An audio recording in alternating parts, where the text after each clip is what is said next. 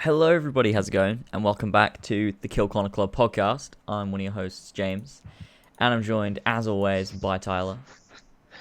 You are joined, as always, by Tyler. You sound dead as fuck. Well, that's only because it's an hour earlier than normal. It's not. It's only an hour earlier than normal for you. It's still an hour later for me. That's fucking weird. Yeah. Because we used to do it at 9 o'clock, and then all the time zones change, and we still stick to 12 o'clock for you, but then it ends up being 2 hours later for me as the new regular time. So now it's just kind of in between. We've met halfway. That's just fucking weird. How it's, I don't know. Why? I guess it's because of the planet. I don't know. It doesn't fucking matter. It is because of the planet. Yeah, daylight saving starts for me, and then it ends for you. And oh god, what's the point? Why doesn't everyone just not have daylight saving? Can we just have the same time the whole year? Like, what's the point? I don't know. I agree. I don't really like daylight saving. So I'm not a big fan of it. Look, yeah, this could be the first time I've jumped on a podcast with you. You said one word and you were half asleep saying it, and then you started. Like, I was like, hey, yeah. let's get prepped up here, man. Let's get on. And then you just kind of go, I'm like, what's up, man? You're just like, hey. I'm like, oh yeah, I'm just on my new laptop. Cool. I'm starting. And then you started, and I'm just like, I need to just get into it. Cool. I can't do anything. Bro. Cool, bro. Yeah, nah, that's cool, bro. I didn't know we had anything to prep or plan or anything. You just show up on 10, just like, yeah, I'm here. Oh god, you're that guy. Yeah. You're that guy that shows up to the workplace like that late, like just on time. But it's just so half-assed about it. There's no energy. Yeah, that's me. Jesus Christ, man. That's definitely me. Okay. Professionalism. 100%. Professionalism. This is the Kill Corner Club podcast, a professional podcast. It's a great podcast. By the way, I just want to say, everyone let me know what the audio is like, because I have absolutely no idea at the minute. I think it's alright. It's like the same settings as I used last time, but it might be really fucking off, and I'm a bit scared. So everyone let me know. This is episode 36, and what I'm going to call the comfy podcast for myself at the moment. I'm lying on my couch. I've got the nice table set up because I got my new MacBook Pro here with all my gear. I've been editing off it and recording off it. It just makes life a million times easier because, you know, my laptop's next to my TV now. Well, it's a laptop. I can be wherever the fuck I want it to be. So it's just easy to record and make sure all the audio is fine. I've got all the new Elgato software, which means now, James, I'm recording separately video and audio and gameplay. There we go. Good. So that's useful. So editing's been a million times easier and doing things like that. So, and it runs so fucking good, man. The new MacBook Pro, other than these goddamn adapters, it's a beautiful, beautiful laptop and just runs everything I need. And the editing's great. It's just fucking mint, and it cost enough money. It was $2.5 grand. Jesus fucking Christ. Yeah, I'm like, real quick, better fucking work. And I took up the guy at the Apple Store. I took about hour of his time debating whether I get the new one or the old one, and he did convince me. Well, he convinced me. Interesting. Well, that's what you get when you buy Apple products. It's just really expensive. Yeah, but they don't break or crash ever.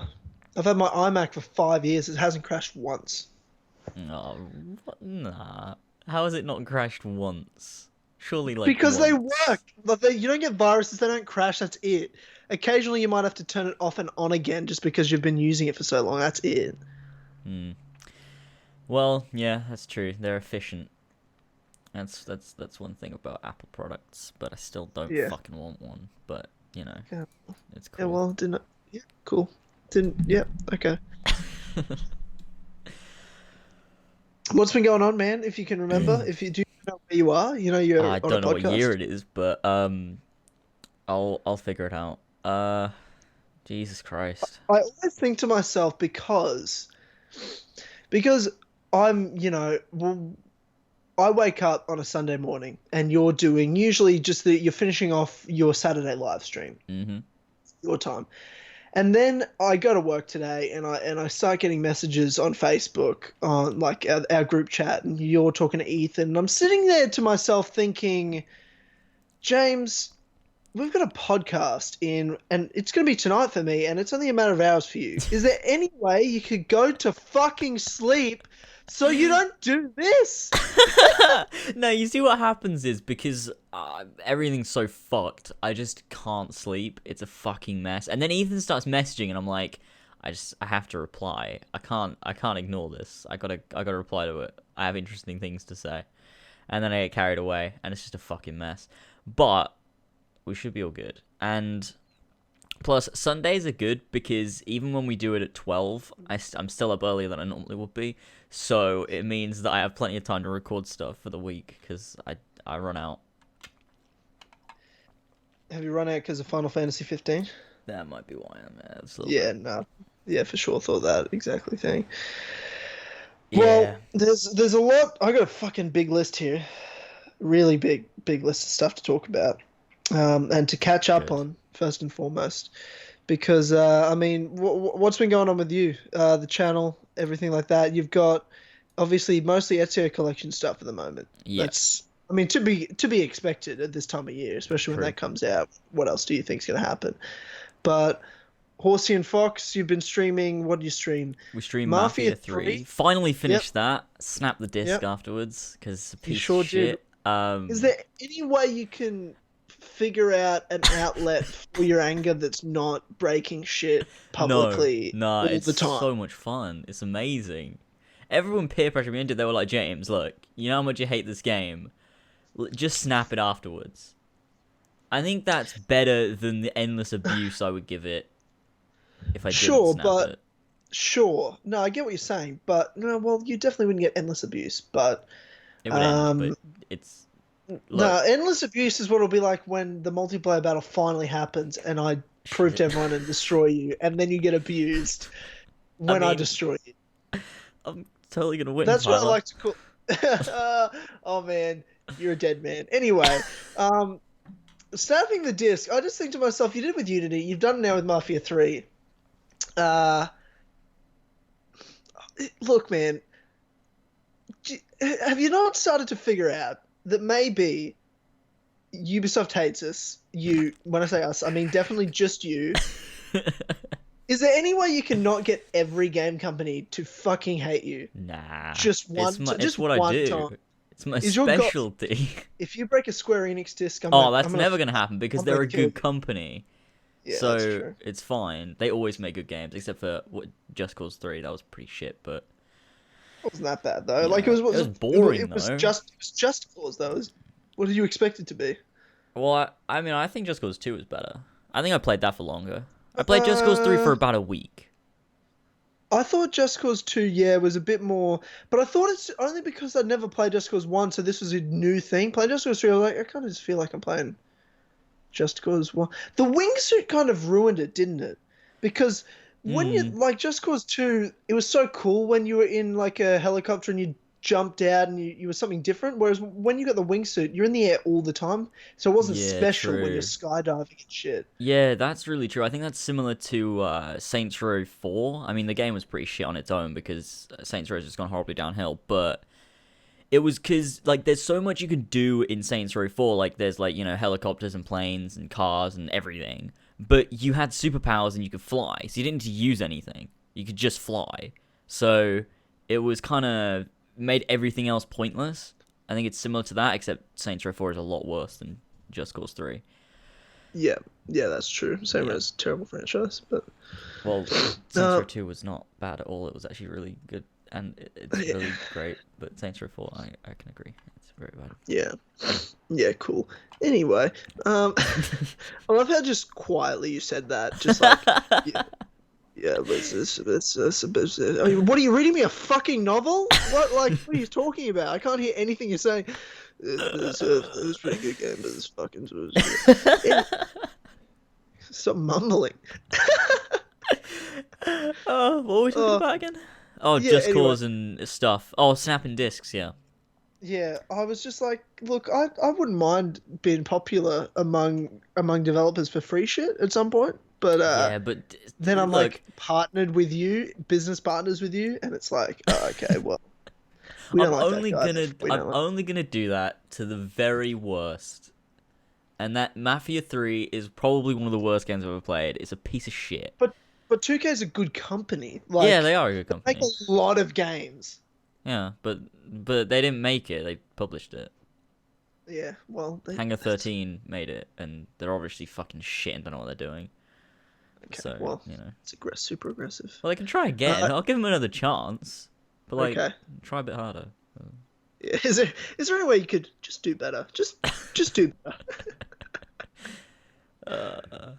And to people in the stream chat asking us, talk about this, talk about that, trust me, I've got the list here, and if any of you are just sitting there like, please talk about Last of Us 2, we will absolutely talk about The Last of Us 2. We'll absolutely talk about PSX. It's all on the list. Have I ever let any of you down with this list? Trust the list. I don't think so. I think that the list's good. I have it ordered specifically for the way this podcast runs. We start general, we warm up, we build to the big topics, and then when we're tired, we talk about Assassin's Creed. Oh god. For sure. Like the stream if you haven't already. By the way, guys, just start off with a cracking 40 likes, but we've got more than 40 people watching right now live. So True. Please like it right now. Get us going. Let's get easily up to 100 by the end of this stream, end of the podcast.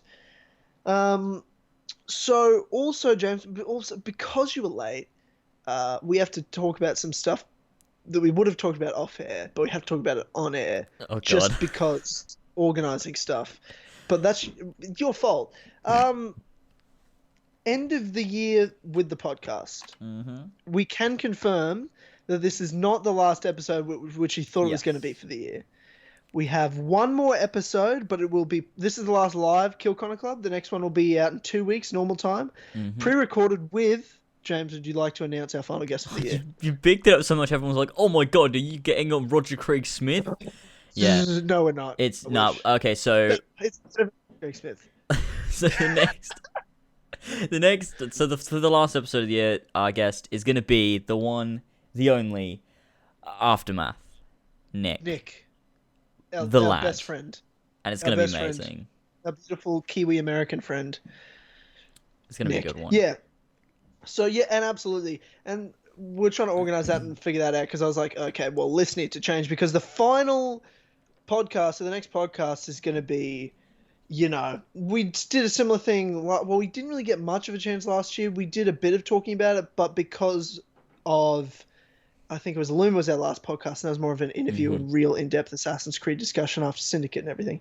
Yeah. But it's going to be, for previewing for people and hype up that one just ahead of time, is end-of-year awards, like favorite games and moments of the year and movies, TV shows, all that awesome stuff, and then get to preview, hype up the stuff for next year and all that sort of nonsense. So that'll be a really fun podcast. That'll be good.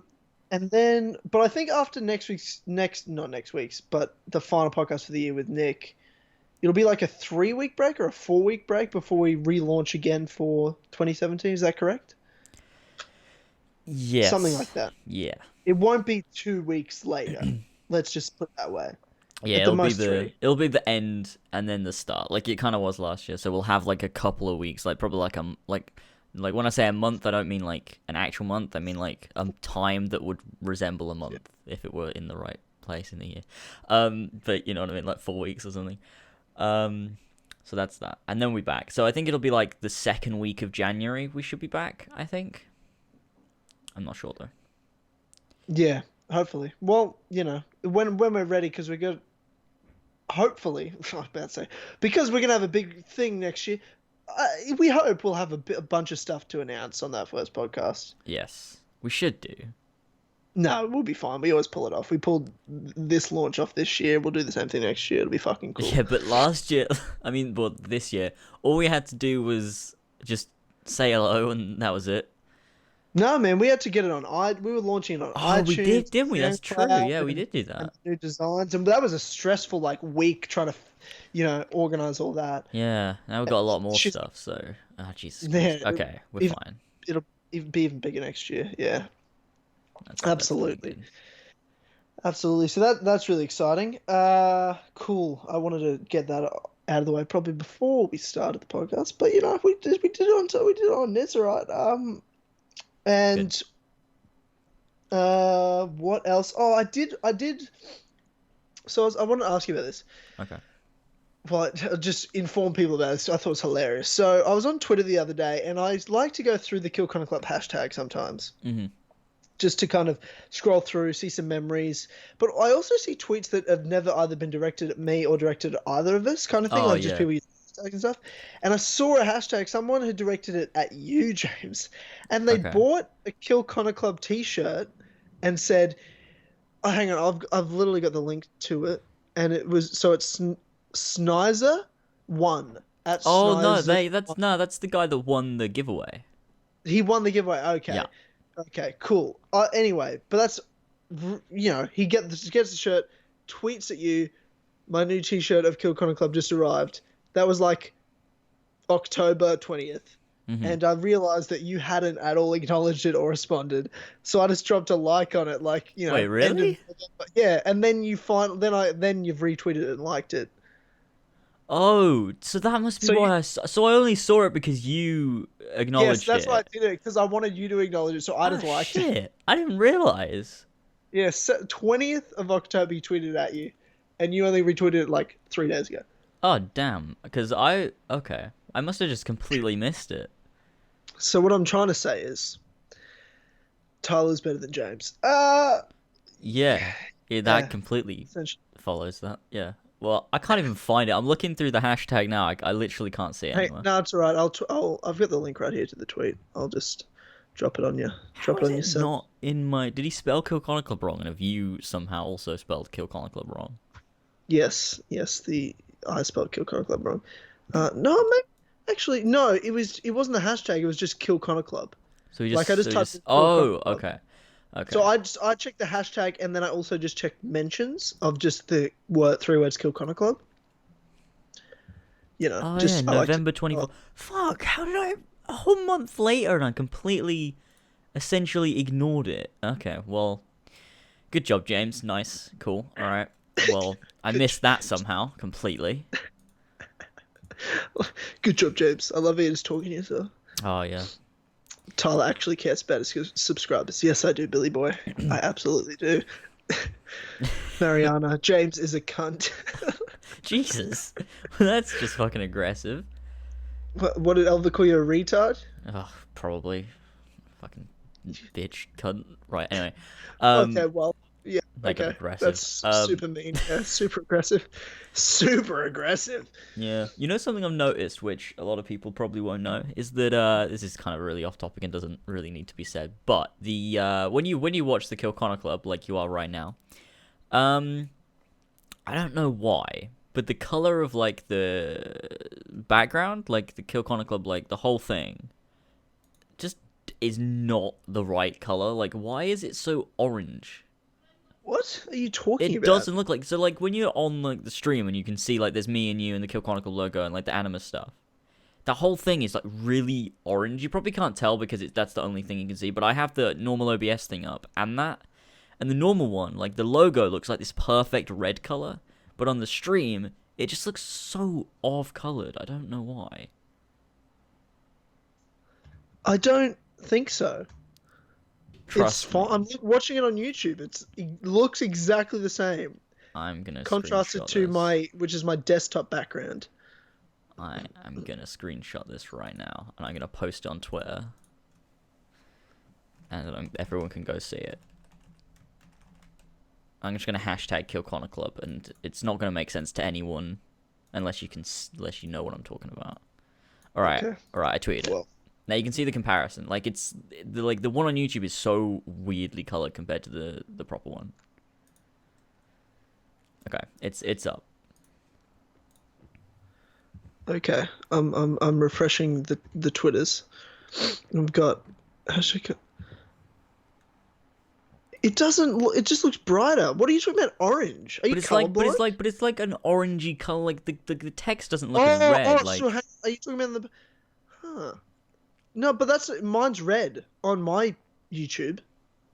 so it doesn't look anything like that. Yours looks weird. That's fucking strange. What the fuck? Mine. Hang on. I'm trying to compare it. Yeah. Huh. I don't know. It's Actually, weird. Like to me, like our skin color looks a weird color as well, like a bit kind of orangier compared to like. I don't know. That's weird. I don't think does it normally. I don't know if it normally looks like I don't that. know. It's super weird. You should for sure should put that screenshot on the stream though, All right, let me do that. just so everybody can see what's going on. All right, let's And let me for take a audio screenshot of listeners that this. are like, "What the fuck are they talking about?" Essentially, is James is watching it from his like the software that he runs the live streams from, and then he's comparing the Kill Connor Club logo to what's streaming on the YouTube page, and they look like discolored. They definitely do look different colored to Yeah, your screen, but I don't think my screen looks any different. that's weird though, because they're both on the same screen. So like, it's not me. It's not my screen like changing the color of the logo because Yeah, no, for sure. on OBS it looks perfect. And then on the stream it looks.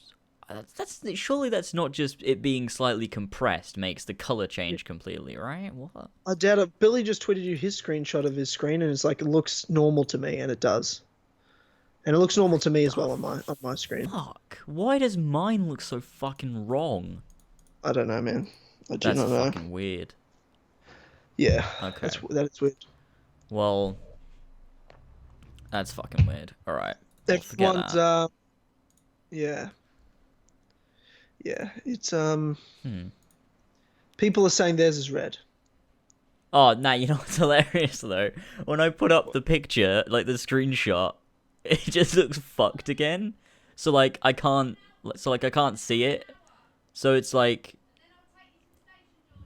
it's just orange still. So no one can even see it because I put it up on the thing. So Okay. anyway, fuck, I'm gonna fix that at some point. That's really annoying me. Okay. You announced this week.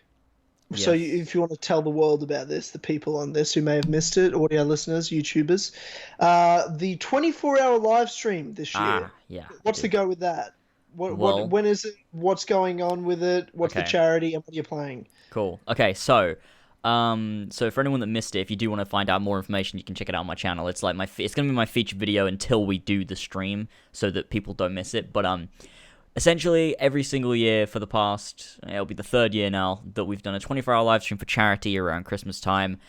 It's a charity for my local hospital because my gran had pneumonia and just like, you know, a personal thing. You can read more about it on the page and shit. But essentially, it goes towards whatever they want to do with the money. But mainly, they use it for keeping this like thing up for patients that they can go to after they've kind of in the recovery process kind of thing.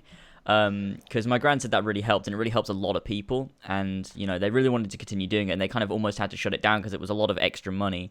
Until we kind of started doing this, and they're using that to keep it going, and then for anything else they might need. So you know, it's a personal thing, so it's good. So it's not just for like, you know, something random just so we can raise money for charity. It's like a personal thing, which is really good.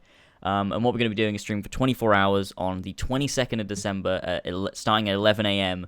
That's GMT, playing the whole of the Ezio Collection through from start to finish, and you know, hopefully we'll be able to do. People are like, you know, you won't be able to do it, but I think we can do it. I think it's possible to do all three in 24 hours. That's tough. You definitely can't do It'll any side be activity other than you no, have to do the Assassin Tombs and AC2 as well, though. but And that's Sequence 13 and 14's in there too. true. But I think, That's AC2 is going to be like 12 hours. Then you're going I'd to have to like say speed run Brotherhood and Revelations. I'd say I can do two in probably about 10 hours. I think I can probably do it. But Yeah, also, I what we got reckon to do you is use a bunch of different like speedrun tactics. So we can't. I guess we could skip cutscenes because there's no point in watching the No, cutscenes through. you can't skip cutscenes though. You can't do that. But that's some of them are really long and like pointless. Like Yeah, we don't need to watch the story. It's kind of just getting through the yeah, game. no, that's a good point. No, you're right there. I'll give you that. But Yeah. then there's loading screens. Sometimes it takes just as long to bloody skip it than the cutscene is. Yeah, Depending true. on the cutscene. Some That's of a them are good long. point. Some of them are long. Some of them are. It's not even worth it though. But you know, you guys know the games well enough to know what to skip, what not to skip. Yeah. We'll do our best and hopefully we can do it because people are saying like, oh, all three games together that'll be about 28 hours. And it's like, okay, Nah, so we're for gonna sure try play it and more, and then you might be able to do it quicker. yeah, Like us. I think we'll definitely be able to do it. I think that it might be a push with Revelations. Like we'll kind of be in the last couple hours, and we'll be like just kind of getting towards the end of Revelations. Kind of have to speed up so that we do it, but I If think you we'll be okay. speedrun Revelations, that's easily the fastest game to finish. Yeah, definitely. I think It can Brotherhood be as well is it can really be quick. yeah, Brotherhood can be long. There's some long sequences in Brotherhood. Yeah, sequence Because the modern 3 is days in it? there, and sequence 4. We have Okay, to go in the that's the one. Castello. That's a fucking huge sequence So 4. much shit happens in that sequence. Yeah. Like they just Yeah. cram a shit ton of stuff into that with like the assassin recruits and stuff, and then Yeah. the Katarina Because it's stuff like, and Leonardo. because absolutely, because that's all in one sequence, and then you've got to do a bunch of those missions that is just to like introduce you to the Brotherhood system and recruiting. Yeah, and then the Costello missions, which is like an hour, because you got 3 missions: infiltrating the Costello, then getting the key to the Costello, and then escaping the Costello. It's like an hour, just that one little area, and that's like just the start of the sequence, and then you got Mm. to do all these other missions and stuff in it. It's bulky as fuck. Yeah, it's gonna be tough, but I think it's a good challenge because I think we all know the games well enough to attempt it, but I think it's still gonna be a challenge just because it's so much to do in the 24 hours, and it also gives us a goal because I think that the first year we wanted to do Rogue 100%. And we just didn't because we gave up. We finished the main story and then it was like, oh, I can't be fucked. So we just gave up and started doing random shit. And then we tried to do the same with Brotherhood the next year, and again we just gave up after finishing the main story because it was just so fucking boring. So I think it'll be Yeah, good to this try and makes it finish way all better. 3. Yeah, Yeah. You won't get bored because you're like just finishing the main story of each thing, and that's a challenge. I think you mm. can do it in under 24. I think you'll have like an hour. I Oh reckon. I god, what the reckon fuck are we 23 gonna hours. do? Well, probably you'll end up talking about quitting and killing yourselves again like last year. True, that happens every time. We get to the end and we're like, should we just quit and kill ourselves? Because I don't want to do this anymore. Well, I will say this, like for anyone who hasn't seen these 24-hour live streams before, they're fucking awesome. Like you, George and Luke, Luke's there again this year, yeah? Yeah, Oh, fantastic. Because, like, the 3 of you, like, the dynamic of it changes. Because even just myself, you don't have to be there for the whole 24 hours. And there's definitely some people that show up for the whole 24 hours and they're awesome. And true. if you're showing up and you can spare $1 or 2 or as much as you can, it's a great cause. And I definitely recommend donating. I definitely will be. Oh, And that's good. um, when you watch it, it's just so funny. They're a great dynamic.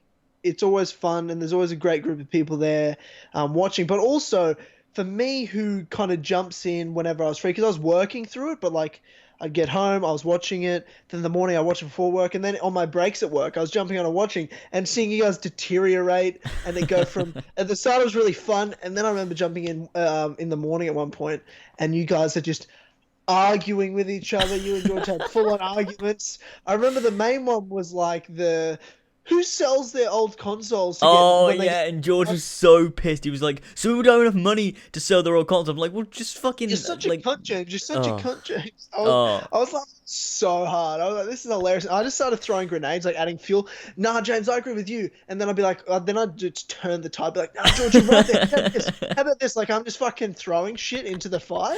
Like, just so you. that's And then you guys are funny. like, yeah, Tyler agrees with me. And then you're like, no, Tyler agrees with me. And then you start arguing. Dance, my That's puppets, great. dance. That's brilliant. That's brilliant. I remember at one point during last year's stream, me and Luke asked George to get stuff from the garage with like where the fridge is, like to get us chocolate or like an energy drink or whatever. And George comes back with a massive bar of chocolate. And he just throws it over at my head as hard as he can. It fucking snapped. And then he comes back in with like a can of energy drink, and Luke just shits himself. Like he just flinches because he thought George was gonna throw it at him. It's so funny. Oh god, I can't wait. It's gonna be good. And you never bloody did the highlights for last year's Oh, I stream. didn't. That's true because it's so fucking difficult. I remember doing the one for 2014. It took me it took me so long to edit that. It was fucking horrible. It was good when it came out, but like I just never bothered. I was like, maybe I'll do it eventually, but I didn't. So Yeah, well, hopefully this year you can do it. yeah, I might try. Well, it won't be this year; it'll be next year that it actually comes Yeah, out. But true. this year's stream. Billy just said, James, please answer. But will you guys be doing the hot sauce when you die, and will Luke be there? Yeah, Luke will be there. And with the hot sauce, I don't know, we might use it. It's kind of just there, and I'm like, I really kind of need to do something with this. Maybe we will. We'll see. Maybe. So, I guess moving on from the 24-hour live stream, which is what day was that? The 22nd? 22nd, yeah. Of December. Okay. So for everyone, I mean, obviously, like James said, go to his featured video and you can get all the details to when it is, where to donate, and get excited for that. I'm so stoked. I'm so excited for it. So much. And hopefully I can just, throw fuel to the fire on fights again later on. That's my only dream and only hope. Since it's just you and me this time around, there's some things that we'll need to address to this podcast, I thought, rather than next podcast where we have a guest and, it's more of a group dynamic and discussion. So just like, I guess just housekeeping podcast stuff, things we're going to be doing later on that we could talk about now and address, like the state of the multiplayer battle. And because I did say to people a couple of months ago, I said, I guarantee you it'll be done this year. It'll be done this year, okay. No, as in like it'll come out this year. Yeah. That's what I said. Okay. Now, you and I have talked about this, we have planned, and we can guarantee you it is happening and it will come out, but it won't come out in December this year. Unfortunately. Can we say that? Can we say that? Yeah, we can say that. We can say that? Yeah. Okay. Now, because you know better than me, what can we say to the people about this? I think the look, so I kind of know when I think we'll be getting it out and when it'll be done and when things are happening. Like, so I think first podcast of next year, I think we'll be able to talk more about it. I think that'll be when I think we'll know when it'll be coming out, I want to say, but then I'm kind of like, it's already like December the 4th now, and I'm like, shit, I don't know whether it's gonna... what I'm hoping is that it'll be ready for us to announce when it's coming out the first podcast of next year. That's when I'm hoping it'll be ready and good, and we'll be like, okay, so this is the date that it's coming out, and it'll be uploaded, and then it'll be okay. Yeah, and for people, so they can understand what's going on, like, it is coming out because... even though it's not releasing, it doesn't mean, we're going to record it before we release it. And that's a lot of editing. What we're going to do with these, we're not just going to make this for the fact that we're battling a multiplayer. These are going to be really well put together videos, and we've got plans and structures, and James has run me through what his ideas for how the episodes are going to look and stuff. The video's going to be fucking amazing for this multiplayer battle. So we've been planning it recently a lot, and in terms of planning and in terms of getting it recorded, that's going to be done before January. It's just a matter of finishing the editing in January. So hopefully the first podcast, we can give you a date of like, okay, the first episode will come out this date or that date. So it is more in the works now than it has ever been. That I can promise you. So it's definitely coming very soon. Yeah, true. So beginning next year, the first podcast, 2017, we should be able to say when it's coming. I hope. If we don't, then we'll at least have a really good idea. And it'll be incredibly soon. Like, my hope is to get it out during January. I hope. Yeah, same. That's what I hope so. But there is a lot of editing to do. But it'll be a lot. So, yeah, definitely. And there's... I'm scared. Yeah, I know. I'll try to help however I can. But you're a far superior editor at me, especially you have more of an idea of what you want to do with it. Yeah, true. Sure it is, Tyler. I'll believe when I see it. Okay, you guys can... I understand why people are so skeptical. I understand why people are skeptical. I get it. It's been a long time. It has been a long time. But we haven't even really organized before like what we're talking about now. We've just been like, yeah, we'll do it. Yeah, we'll do it. I mean, now we're like, we know how we're going to produce it. We know how we're going to edit it. We know when we're going to record it. Like we've locked this shit down. This is happening. It's actually happening now. And it is actually happening. In terms of whose channel it's going to be on, it's going to be on mine. Yeah, absolutely. Biggest reach. We kind of want everyone to see it. That would be the point. Tyler's is what. Essentially, Tyler's got a shit small channel, so.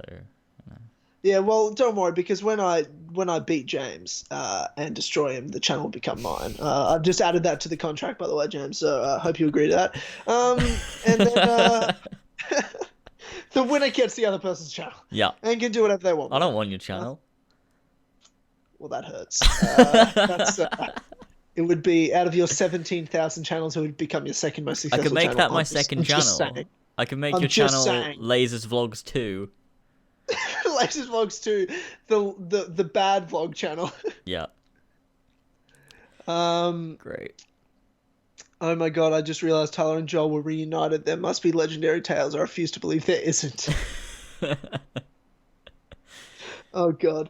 Well, can I have my 30 seconds of UFC talk now? Because one of my best friends on the planet Earth, Joel, came down from Brisbane and stayed with me last weekend.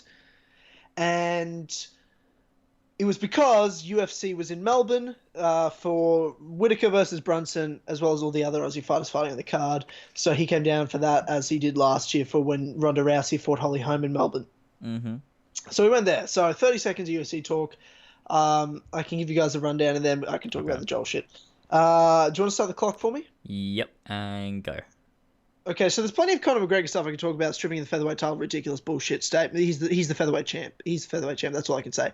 But in terms of last week going live, Robert Whittaker, Australia's #1 fighter, ranked #7 in the middleweight division, now #6, who KO'd Derek Brunson in the first fucking round, was probably one of the best live experiences, if not the best live experience I've ever had at a sporting event, other than seeing Holly Holm beat Ronda Rousey live in the biggest upset in UFC history.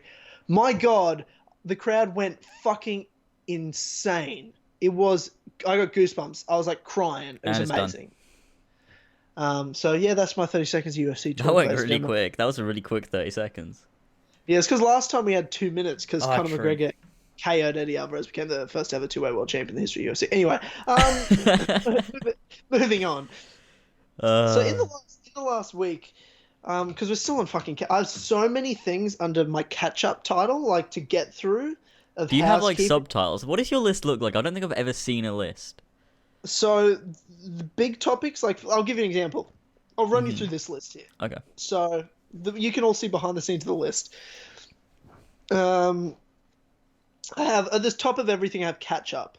So it's like warm up kind of segment of the podcast where we're talking about things that have been going on, and then I have subheadings for it. Most of the time it's like 3-4 quick dot points. This time I got like 8. Okay. You know, like there's a lot going on. It was like end of the year, address the end of the year podcast, you know, a 24-hour live stream, state of the multiplayer battle, the guy who got the KCC t-shirt. And then there's a couple other things we've got to get through. Then Assassin's Creed is always one heading that has a bunch of subheadings of stuff I want to ask or talk about. And this one also we have PSX that has subheadings. Yeah. And then I just have a bunch of other little headings and shit on it. Cool. So that's an idea. That's an idea for so you can get behind the scenes look. Into that. But on a what else is new this week? Horsey and Fox got some beautiful new artwork. Ooh, it did indeed. That's true. Yeah, if you want to talk about that, who drew that? Because that was Elva, wasn't it? It was. And so essentially she's had like drawing shit, like digital drawing stuff for ages, and she's never really had a reason to use it. And I was like, why don't you just draw some, like, take the stupid, retarded drawings that we have for Horsey and Fox that were hilarious, and just like touch them up and do what you want with them. And like, I didn't expect much, but they turned out so fucking good. And I was like, we definitely need to use these, and you need to draw everything for me in the future, because it actually turned out really, really well. They look great. Like, I think it's funny because mine had the most detail, so when you redo that, you kind of can make it look like the original, which is what I wanted. But George's, it was like a brown seal blob thing with an eye. And so, obviously, when she did that, she kind of completely redid it, and it looks really cool. Mine still looks like a fucking retard. Like, he looks like he has a fucking, like, I don't know, something wrong with his fucking brain. Like, something's wrong there, definitely. Like, his eyes slanted, and he's just like, I don't know what's going on. But it looks really cool. And I got to, like, do the Christmas version for, like, my Twitter profile picture for Christmas and everything. It looks really, really cool, so. I love it. Awesome. I think it looks phenomenal. Elva did a great job with that. And it's just cool to have that quality artwork again, like we have what we have on Kill Connor Club, and then on definitely. Horsey and Fox as well. It's a beautiful, and I just love that it is just like it's the remastered version of that shitty drawing you had before. Oh god. I love how it's funny though, because the drawing we had before was the stupidest joke. Like someone just drew it on paint as like a stupid like joke meme. Joke, yeah. And then we made it our channel art, and then Elva redid it, so you know. It's just become a thing now. It's fucking awesome. Yeah. That's great. Oh, I've just got to ask another question, because I'm on your Just Giving page, and I've clicked on it, and it's still the 2015 link. Oh shit, where? So I just went on your channel, and then I clicked on your banner, and I've gone, and it says banner. Yeah, the one on your banner, and then it's like you've reached 136% of your donations, 681. Where is it on my banner? I can't even find it. Oh wait, it's on Horsey and Fox. Oh shit! I went for some reason. Because I was just checking out the Horsey and Fox thing, and then I saw Just Giving page. I haven't changed it on Horsey and Fox. Okay, that's a good point. I should do that actually, because it's just okay. You know what? I can actually remove it. It doesn't even need to be on Horsey and Fox because it needs to just be on my main channel, I think. So. Okay, sweet. Glad I clicked on that. Cool. I just saw it and I was like, oh yeah, I might donate right now instead of later. But that's a good point. That shouldn't have been there. Okay.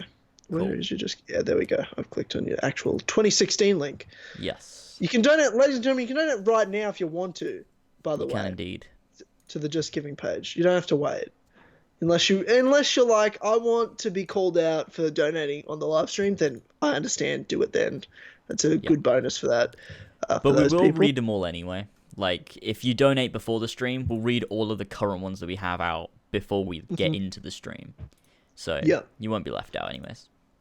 Yeah, I'm so excited for the 24-hour live stream, dude. Oh, I'm excited and also kind of scared, but I think it'll be great. Yeah, see, I get to leave every couple of hours to sleep and, do normal things. I get to enjoy it. Yeah, but meanwhile, we've got to stay up. And it's always really good until we get to, like, because I remember last year, it was fucking hilarious. We'd done, like, what was it, like 7 hours? And we were like, oh, we've only got, like, how long is left after 7 hours? I don't know, however fucking long we had left. And we were just like, oh, this is easy. We've already done 7 hours, and it feels like nothing. And then, like, kind of, like, over the course of the next hour, we were just kind of realizing, we were like, shit, we actually have this long left. Like, this is actually not good. And then it progressively got worse, and we started talking about monkeys that, like, rip their hair out. And oh god, it was fucking retarded. We started laughing about the stupid shit. I remember in the 2014 when Luke, we were all just so sleep deprived, and I was so angry at Luke because he just kept doing this stupid thing in this stupid accent for like a solid 14 minutes straight, and it was so annoying. I wanted to kick his teeth in, but we got through it in the end. And 24-hour live stream is gonna be great. Yeah, man. Oh god, there's gonna be so much emotion and drama up and down. Oh god, it's gonna be crazy. Yeah, wow.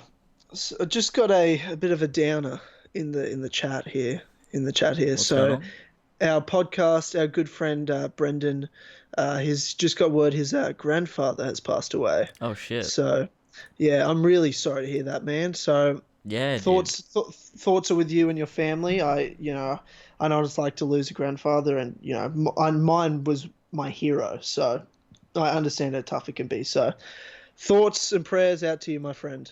I hope you're all right. Yeah, definitely. Okay, so speaking of long streams, I was going to ask you, in terms of the 24-hour stream though, in terms of getting upset, in terms of the high drama that goes on with it. For the last 12 months, you've been running Horsey and Fox, where every Saturday you've been doing long-ass streams. This is like training. Surely this will be the best run yet.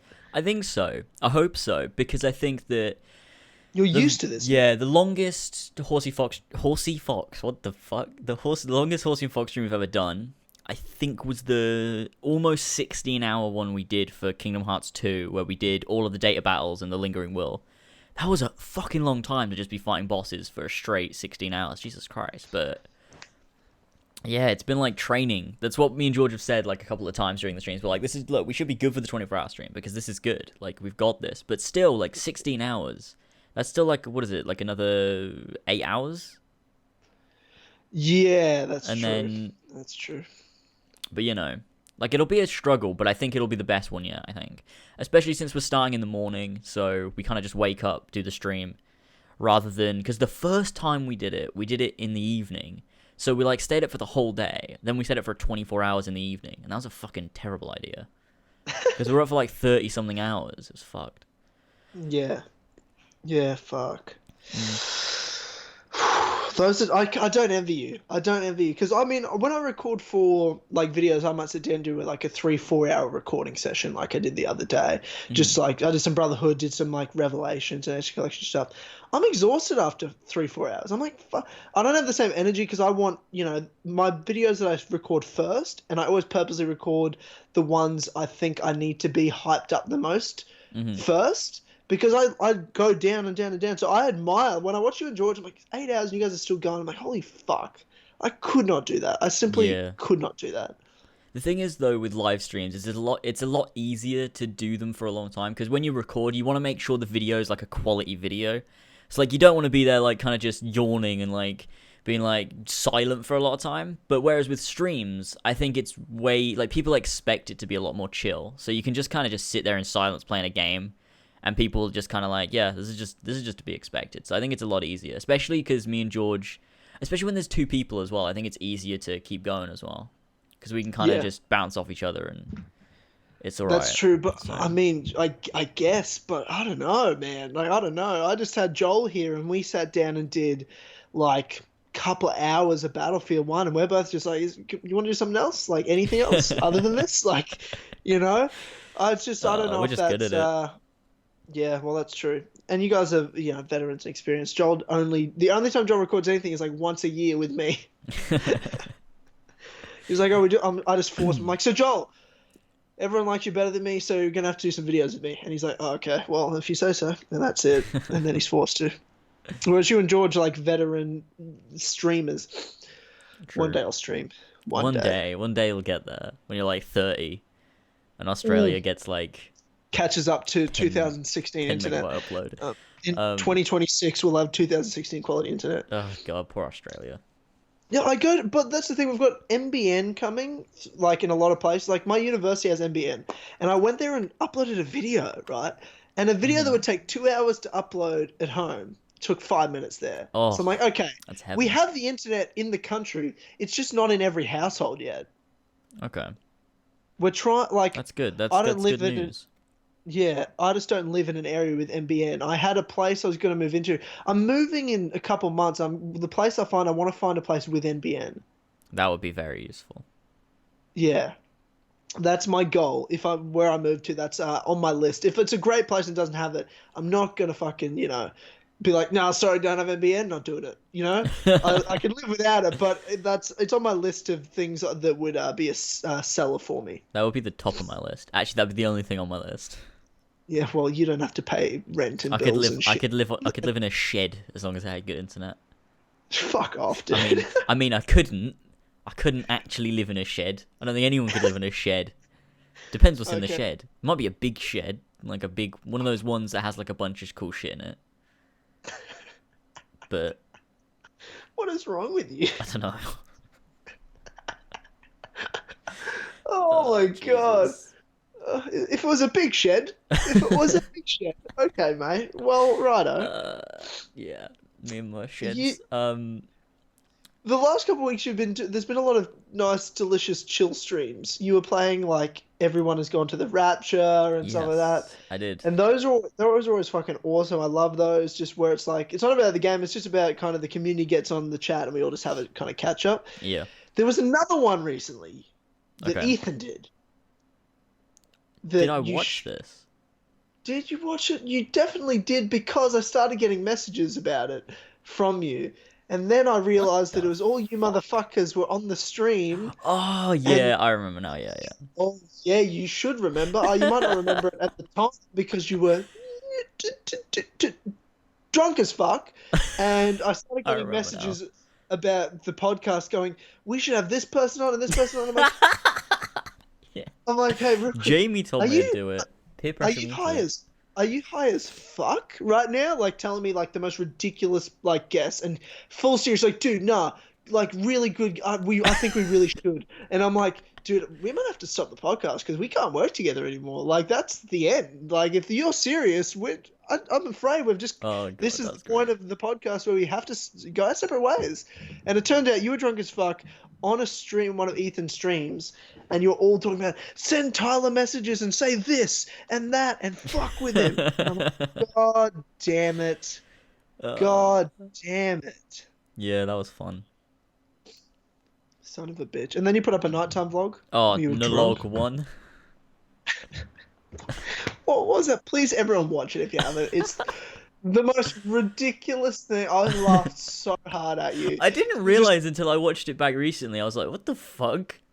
The fuck is this? Like, I didn't think it was that bad. It's hilarious, though. It's ridiculous. I really like Nalog 1. It's on my second channel. The no log.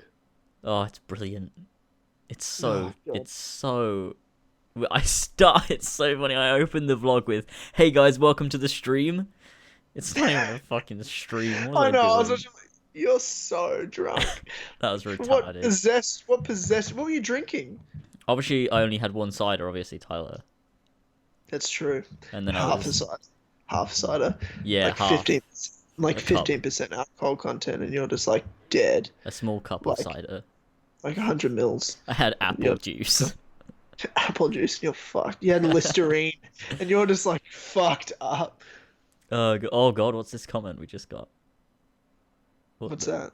Sorry to be such an idiot, but why is it called Kill Connor Club? And you're not inviting Hatham to kill Connor along with yourselves, just killing him. I mean, why if you don't really talk Assassin's Creed?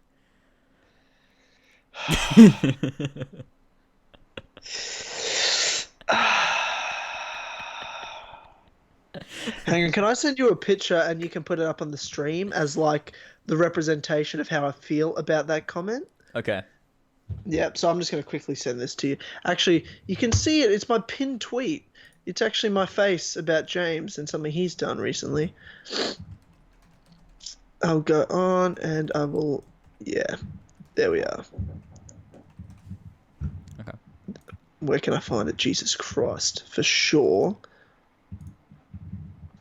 I can't even do it. It's over. I'm sorry. It's done. Hang on. I'll link you the tweet, James. Okay. It's just a joke. Brilliant. Okay. It's just a joke. It's just a joke. God damn it. This fucking laptop. I mean, the laptop's great, guys. Don't worry about it. There you go, dickhead. Okay. I have it. Oh, yeah. Perfect. Yeah. Yeah, you know. Yeah, that's my face. That's literally the face. The first picture, that's the face I'm making. Oh, my computer's frozen. No. Yeah, okay. Well, we can address this. The picture I came from, those two pictures, you can put them both up, was I got a tweet, or you and I, James, got a tweet from Billy, good old Billy boy, Ace99, that was... he went back and watched you play Rogue for the first time. Oh, fuck that. No. And the credits, how you were talking about it. And no shit, and I will admit this, those two pictures are so legitimate. I was taking photos of my face as I was watching it. So when I made that face, the first face, so what James was doing was he finished playing Rogue. First of all, terrible game. And then he's like, that was awesome. Oh, fuck. And started clapping. I hate myself. I literally cringed and had to like put my head in my hand. Like I was cringing. And then, no shit, I was shocked. I've never seen it. I was shocked, and I had a photo of my face just fucking flabbergasted. That was my legitimate reaction to James going, look, even the modern day bit, that was a really good modern day. And I was just like, oh, no. What the fuck are you talking about? What do you mean? It's a good modern day. What the fuck is wrong with you, James? I don't know what I was doing. I don't know what I was doing. Why do you do this on a regular basis? I think I just want so badly for it to be good that I'm just like, yeah, no, that was really good. And it's really sad. It really just comes from a sad place. I don't know. I watched it and I got so mad. I'm just like, that was literally one of the best Assassin's Creed games I've ever played. Fuck off, James. Was it one of the best Assassin's? Well, it was your second favorite for a while, or whatever. Fucking above Brotherhood. What the fuck's that about? Oh, I want to punch you in the face. Piece of shit. Yeah. Oh god. Jesus. Yeah. God damn it. God damn it. Tyler, do you have Nando's in Australia? Yes, we have Nando's in Australia. Is it as nice? Well, I've never had Nando's in the UK, so I don't know if it's as nice, but it's pretty good. Good. Tyler is a man. I don't know why you capitalized that, Jamie. Don't know. That's what happened with Unity. That's not what happened with Unity. My reaction to the end of Unity was, that was my reaction to the end of Unity. I think that's the most genuine reaction I've ever given. Yeah, and then now you like it. I don't like it. Okay. I don't like it. It's just. So you won't mind playing it for a 12-hour stream when I defeat you in this? No, I multiplayer battle? won't. I won't. It'll be a fun time. What? Oh wow, he's already given up, guys. Ladies and gentlemen, James has already given up. It might be a fun time. We don't know yet. All I'm going to tell you is I'm not playing Assassin's Creed 3. I will kill you to not play that game. So this multiplayer battle, I have more to lose. I will destroy you so I don't have to play Assassin's Creed 3. Yeah, I'm playing Assassin's Creed 3 soon. I'm going to let's play it after the Ezio Collection. What? Because I need to redo the Let's Play because it's old. And also everyone wants me to do it. And I'm like, well... No, you don't need to replay it. Why would you do that to yourself? Because I want views. And I don't want to talk about Empire. And I need something to do. So it's the only thing I can do because there's nothing else to do in my life.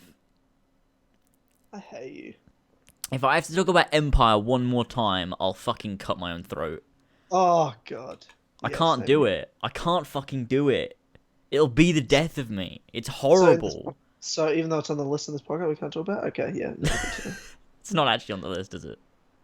Well, it isn't, but it is, but it's not really about Empire. Okay, it's fine then. Just don't mention the fucking word kind Empire. Of, just call it Assassin's Creed 5 2017. V.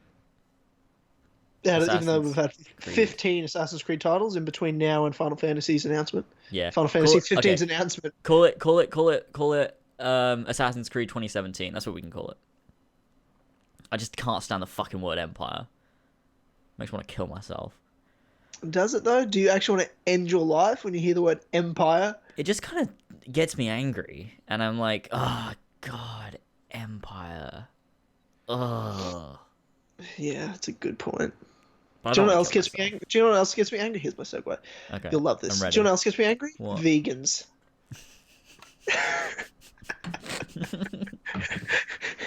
Segue. I can cross that off the list. Empire is the same as vegans. No, you can't say that. That's a ridiculous statement. Vegans are always the worst. So you and I ended up in fights with vegans this week. That happened. God. I'd like to say, I mean, I've never seen social justice warriors give up because their own logic, they will always reply and respond and they think they've won. But I haven't had any response since my last message to them, so I'm a bit disappointed that they gave up so quickly, to be honest. They might have killed themselves. But, yeah, hopefully. That's the only hope. Yeah, that's the goal, isn't it? But True. Who was it? You're fucking in love with that Leah Marie Johnson chick. Not even hot at all. Anyway. Well, okay, that's a lie. Maybe hit the gym, Leah. Maybe hit the gym a bit. But okay, that's anyway. To my, no, I'm a horrible person. That's a joke, guys. I'm not that much of to be. I'm not that much of a dick. Did you say you're beautiful? I didn't say that. I don't know where you heard that. That's strange. Okay. Yeah, and she's vegan. First of all, you don't have Tyler's approval to ever be with this girl. First of all, you don't have the Tyler stamp of approval to date or marry, for that matter, Leah Marie fucking vegan Johnson. Yeah. Well, I'm definitely not gonna touch it ever. Well, but maybe and interviewing President Barack Obama saying, "Yeah, I'm a vegan. I was trying to convince my friends to be vegan." And I was like, "Oh, what a shock! Never heard that before. Never heard that before. You fucking bitch! What the hell? God damn it. And then, like, you got Uh, an argument with vegans, and then I came in just for, like, the dumbest shit. They're literally saying the dumbest shit that is like, oh, hashtag shit meaty to say. Like, what? What? Are you the dumbest cunt on the internet? And it's that's so saying funny. something? Like, we make videos about video games and tell dick jokes and have people tell us to kill ourselves on a day-to-day basis, and you're dumber than them. You're dumber than those people. You realize that, right? Hashtag shit media to say. You're on YouTube. Why are you hashtagging anything? You dumb piece of shit. What are you talking about? That's great. I love the one that By was you, trying to by say, you eating a steak, you're pretty much raping people. yeah, what the fuck's that about? If you Oh rape my someone, god. that's not as bad. I'd rather you rape someone than eat meat. You should be in prison. Shit media to say. Oh Hashtag going on Tumblr. Hashtag my blog. Lol, Oh okay. god, those Maybe hashtags just why were they doing that? Yeah, Hashtagging at the end. Oh god, no. the dumbest stuff. Fuck So can I those read my people. replies? I'm going to read some of their comments Yep. and some of my replies to it. So, I mean, I went through and had a little bit of a rant just for some lols, just because I wanted to trigger them on purpose. Mhm. Then you got a reply saying, this is from this one guy, Daniel Hurters. I don't know how to pronounce his stupid name. Okay. I didn't equate rape with eating meat. I equate two evil actions, no matter what action is. Rape, Evil. murder, abuse, torture, mutilation, done to a human, animal, or a non-human animal has no difference. Why is it okay to do it to a non-human animal, but when done to a human animal is wrong? Think a bit more, kid. Hashtag go vegan. Hashtag cognitive dissonance. Well, What first does that of all, mean? What why is he calling people humans human animals? Non-human animal, human animal. What does the that mean? What does that mean? It's just human or non-human. Stop saying we're not. First of all, there's a reason I eat meat. I'm going to tell you why right now, straight away. Other than it's fucking delicious, and I'm just trying to be healthy and actually get protein into my body. But the second one is the fact that I can. And I'm gonna, because what's a cow gonna do? Is it gonna fight me? No, I'm gonna beat it. I can do whatever I want to a fucking cow. We're at the top of the food chain, other than gorillas, silverback gorillas. We went through this last week. True, that's true, Silverback yeah. gorillas could kill us whenever they wanted. Planet of the Apes is real, but like just in the basic sense of, well, I can, so I'm going to. Like, if they're not a human. Cows are dumb as shit. Do you know what cows are doing if they're not eating grass and shitting and fucking? What are they doing? Nothing! That's all they do! They don't do anything else! They don't function and help the world! I'm gonna eat you. Because I can. And because you don't do anything else but shit, eat, get fat so I can eat you. That's all you are. That's true. There's vegans out there that don't eat honey from bees. Why? They don't eat honey from bees. Why would you take honey from a bee? Do you know what bees are doing when they're not making honey, James? Nothing? Nothing! That's all they do! And when they take honey from them, they give like a gas, they put a gas on them, Mhm. and they like go to sleep, right? And then they take the honey, and then the bees wake up, and then it's like, oh, let's just keep making more honey. They don't notice it, they don't lose anything. Yeah, they don't think about it. They're not like, oh man, more honey. So I replied to this guy, and then the guy replied to me going, man, you should be Trump's grandkids. Well, because apparently if I eat meat, I like Donald Trump. Of course. This is exactly why fucking Donald Trump won the election, because these dumb cunts, you're a racist and you're a Donald Trump supporter if you say anything about vegans or bad or social justice warriors. I'm glad Trump won, you stupid vegan pussies. You have no idea what you are talking about. If you want to check the scientific paper, okay, this is my favorite part. Oh, you want to yeah. check the scientific papers about global warming and how animal agriculture is the worst thing humans are doing to the planet, go here, www.cowspiracy.com/facts. Go vegan, hashtag shit meaty to say. If you want to go to the scientific papers, ladies and gentlemen, go to cowspiracy.com, ladies and gentlemen. Completely unbiased. That's what that is. So I just go, cowspiracy.com sounds very unbiased and peer-reviewed science to me. Great hashtags, by the way. I'm sure you'll be posting them on your Tumblr and your blog no one reads later. Then I continue to reply with, I'm going to go eat an extra piece of steak today to make up for you. Hashtag doing my part. Hashtag. That's just brilliant. Oh god. Oh my God. No. Just please just please. Just please stop It eating doesn't. meat because global warming and it's wrong and rape is better. Is what I got from this essentially, and it's really convinced me to go vegan. I think actually, I think we should all do it. We got to save the planet, guys. Yeah, by not eating meat. Because by doing that, they'll obviously stop killing animals, of course. Yeah, Jamie going, oh my god, Cowspiracy is actually a really good documentary. Jamie, I understand there's plenty of great documentaries, there's plenty of great sites that talk about these things, but you've got to understand that these things are the most biased and edited propaganda things you'll ever watch. They're not balanced, they're not peer-reviewed science. They're just straight up bias, agenda-based documentaries for vegans. The same as there are opposing against vegans, where people are like, there's nothing wrong with eating meat, blah, blah, blah. There's absolutely no bad things that are going to happen. It's a balanced argument. The correct answer is somewhere in the middle there. But you can't argue to me talking about, go to Cowspiracy, it's peer-reviewed science. It just isn't, first of all. And you need... Just like everyone finds the exact place they want. They have their agenda idea. Even people that watch this right now, they have their own idea of what they believe in, and then they're going to find the thing that agrees with them, and they're going to push that in everyone's face. Cowspiracy agrees with me. Everyone watch that. That's what's right. Not this other thing, not these other science peer-reviewed papers. Just this Cowspiracy documentary, or just this or that. Like, please, ladies and gentlemen, have an open mind. Go to more than one fucking source and actually read up on shit. And actually, please, just to be able to recognize bias, be able to recognize obvious agenda.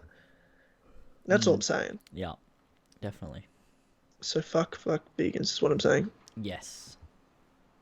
Yeah, so for people like those vegans and social justice warriors who call everyone bigots, I don't know any people that are more bigoted than them, to be honest with you.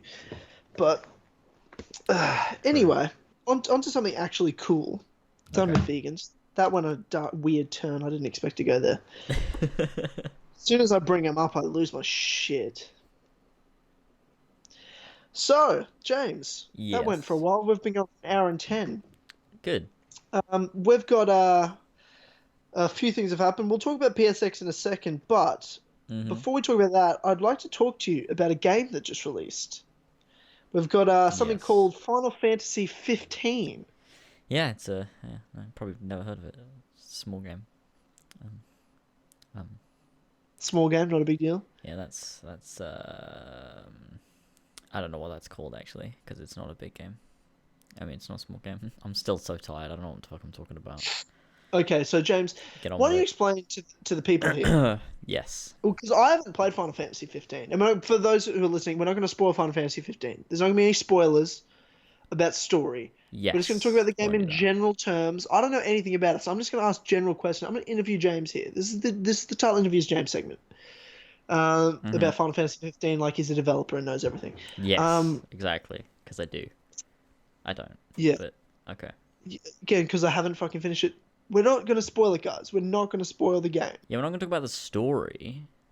It came out 5 days ago. We're not going to spoil the game. In general, what exactly is Final Fantasy 15 in terms of how would you compare it to something else Square Enix does, such as a Kingdom Hearts, in terms of gameplay, how the game's structured? Is it a action adventure? Is it an RPG? Like, what is it exactly? It's I think it's an open world action RPG. I think that's how I'd describe it. Because it's incredibly RPG based, but I think it's not as RPG as some other games, because there's dialogue options, but they're more additions to the game than it is like a main part of the game. You don't really get to choose what you do. You're kind of playing through a story, but the open world's very RPG based, because you obviously have like levels like you would do with Kingdom Hearts, and the combat's very Kingdom Heartsy kind of thing. You have like the boss battles of it. It's incredibly Kingdom Hearts like kind of style, because I've seen other Final Fantasy games and it's not the same, because obviously they've got the new combat system, which is incredibly inspired by Kingdom Hearts, with like just everything. It's so Kingdom Heartsy, and it's just so good. I can't even begin to explain. Like, I'd have to write everything down. Like, it's just too much. Like, it's one of the best games I've ever played, and I think I think it's probably up for my game of the year against Uncharted 4, I think, at this point. But Really? That's a but huge call. I'd have to finish the game first, I think. But I'm just having so much fun with it. Like, I've been playing it non-stop. Like, I can't stop. It's so addictive. Like, all of the side missions and stuff, as well as the main story, is so good. Like, it's just so good. Like, the direction they've taken with Final Fantasy is great. Because I never bothered playing the other ones, even though I heard great things. Because I just don't think I could manage with the like turn-based combat. Because it just seems so slow-paced to me, and I'm like, I just don't really want to bother with it. But with the new combat system, which is so similar to Kingdom Hearts, it just makes everything so much more fun. And it's just, I've just been having so much fun with it. Like, if anyone's like in two minds about whether to get it or not, I'd say get it, because I feel like you definitely enjoy. Like, they describe it as, you know, it's a Final Fantasy for old players, but it's also really good for new players as well, because it's so new and different that I think a lot of people that haven't touched Final Fantasy before will really, really like it. So I'd recommend it. I don't really know much of the backstory because this game, I don't even know, like, they announced it so long ago and Yeah, it's taken they so long. Like, did what 10 exactly years, is that yeah. backstory to the game? What in terms of development? I know some of it in terms of it's been a while to, like, announcement to release, but, like, when was it announced? Why was it taken so long to make? Okay. Well, essentially, it was first announced in 2006, I think, and it was meant to be part of I think it was meant to be part of the Final Fantasy 13 trilogy, and it was going to be called Final Fantasy Versus 13 or something. And it was originally announced as that in 2006, but then the Final Fantasy 13 trilogy ended up being, what was it, Final Fantasy 13, Final Fantasy 13 2, and something else, I think. I don't remember, but just eventually they changed it because it changed like directors, I think, a lot. Like, I think Tetsuya Nomura started working on it first, and he's like the dude for Kingdom Hearts 3, and then he left Final Fantasy 15 to go and work on Kingdom Hearts 3. So they had to change it again, and originally the game was running on one engine, then it changed to another engine, and they changed like the direction of the game and the story and the characters and stuff. But I think the main thing that stayed was the universe, the whole open world and combat aspects, and also the main character. I think those are the things that stayed. But it was basically, so like this thing. No, see, because the thing is, they've literally been working, like, 'cause whereas like things like Kingdom Hearts 3, even though people have been waiting since Kingdom Hearts 2, which was 2006. Yeah, it's 2006. You've been waiting 10 years and it's still not out, but it hasn't been in development for 10 years. Like, I think Kingdom Hearts 3 was probably in development, I don't know, I'd say 2012. They announced it 13. I'd say that makes sense. But Yeah. but Final Fantasy 15, like, not as Final Fantasy 15, but as whatever, like the game itself has been in development for 10 years at this point.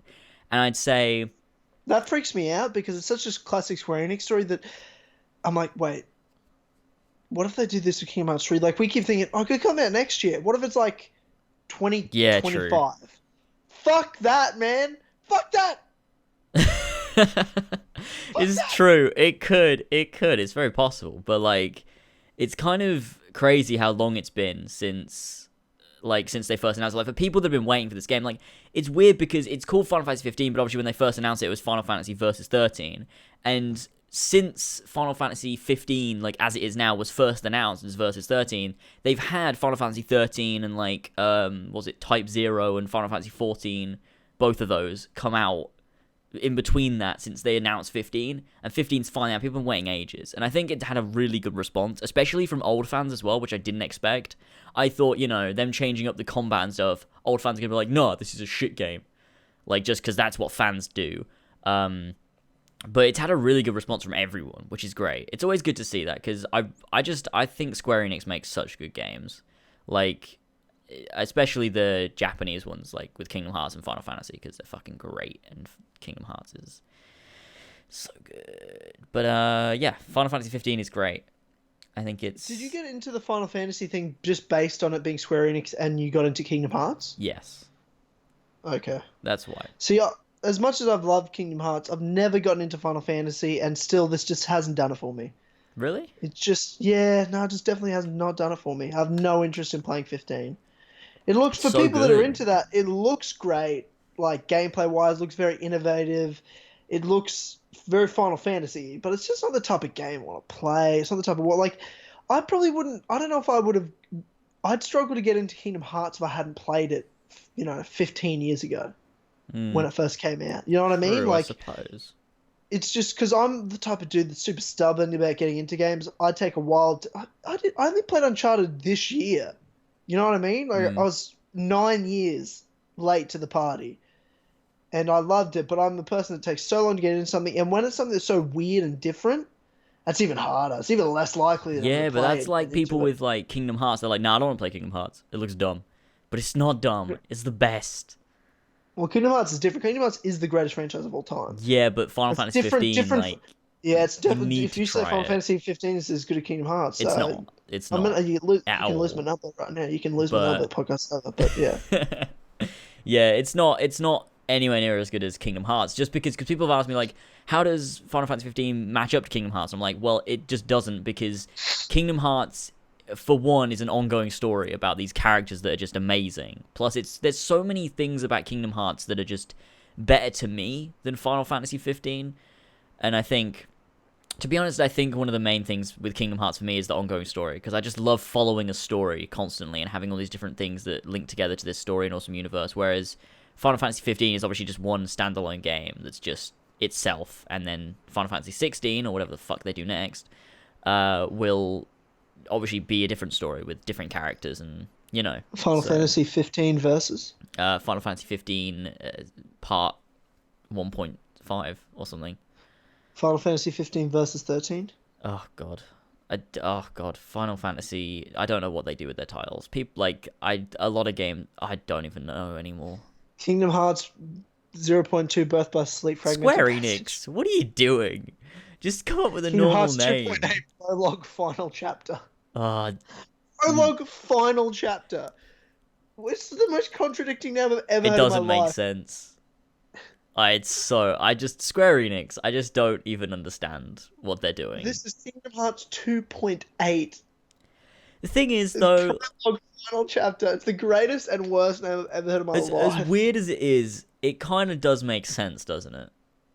Like, to people who've played the game, it does kind of make sense, because obviously it's you know, you can't, it's after, like, 2.5 already exists, and it's after 2.5, and it's setting up 3, and, like, Final Chapter Prologue, it's like the final chapter of the setup to Kingdom Hearts 3, right? So it kind of makes sense. I get it. It's just ridiculous. It is, but it still kind of makes sense, which is cool. It does. It definitely does. Yeah. So, do you want to move on to PSX now? So we had, for those who don't know, the PlayStation Experience. Yesterday, today, depending on where you live. For me, it was early this morning.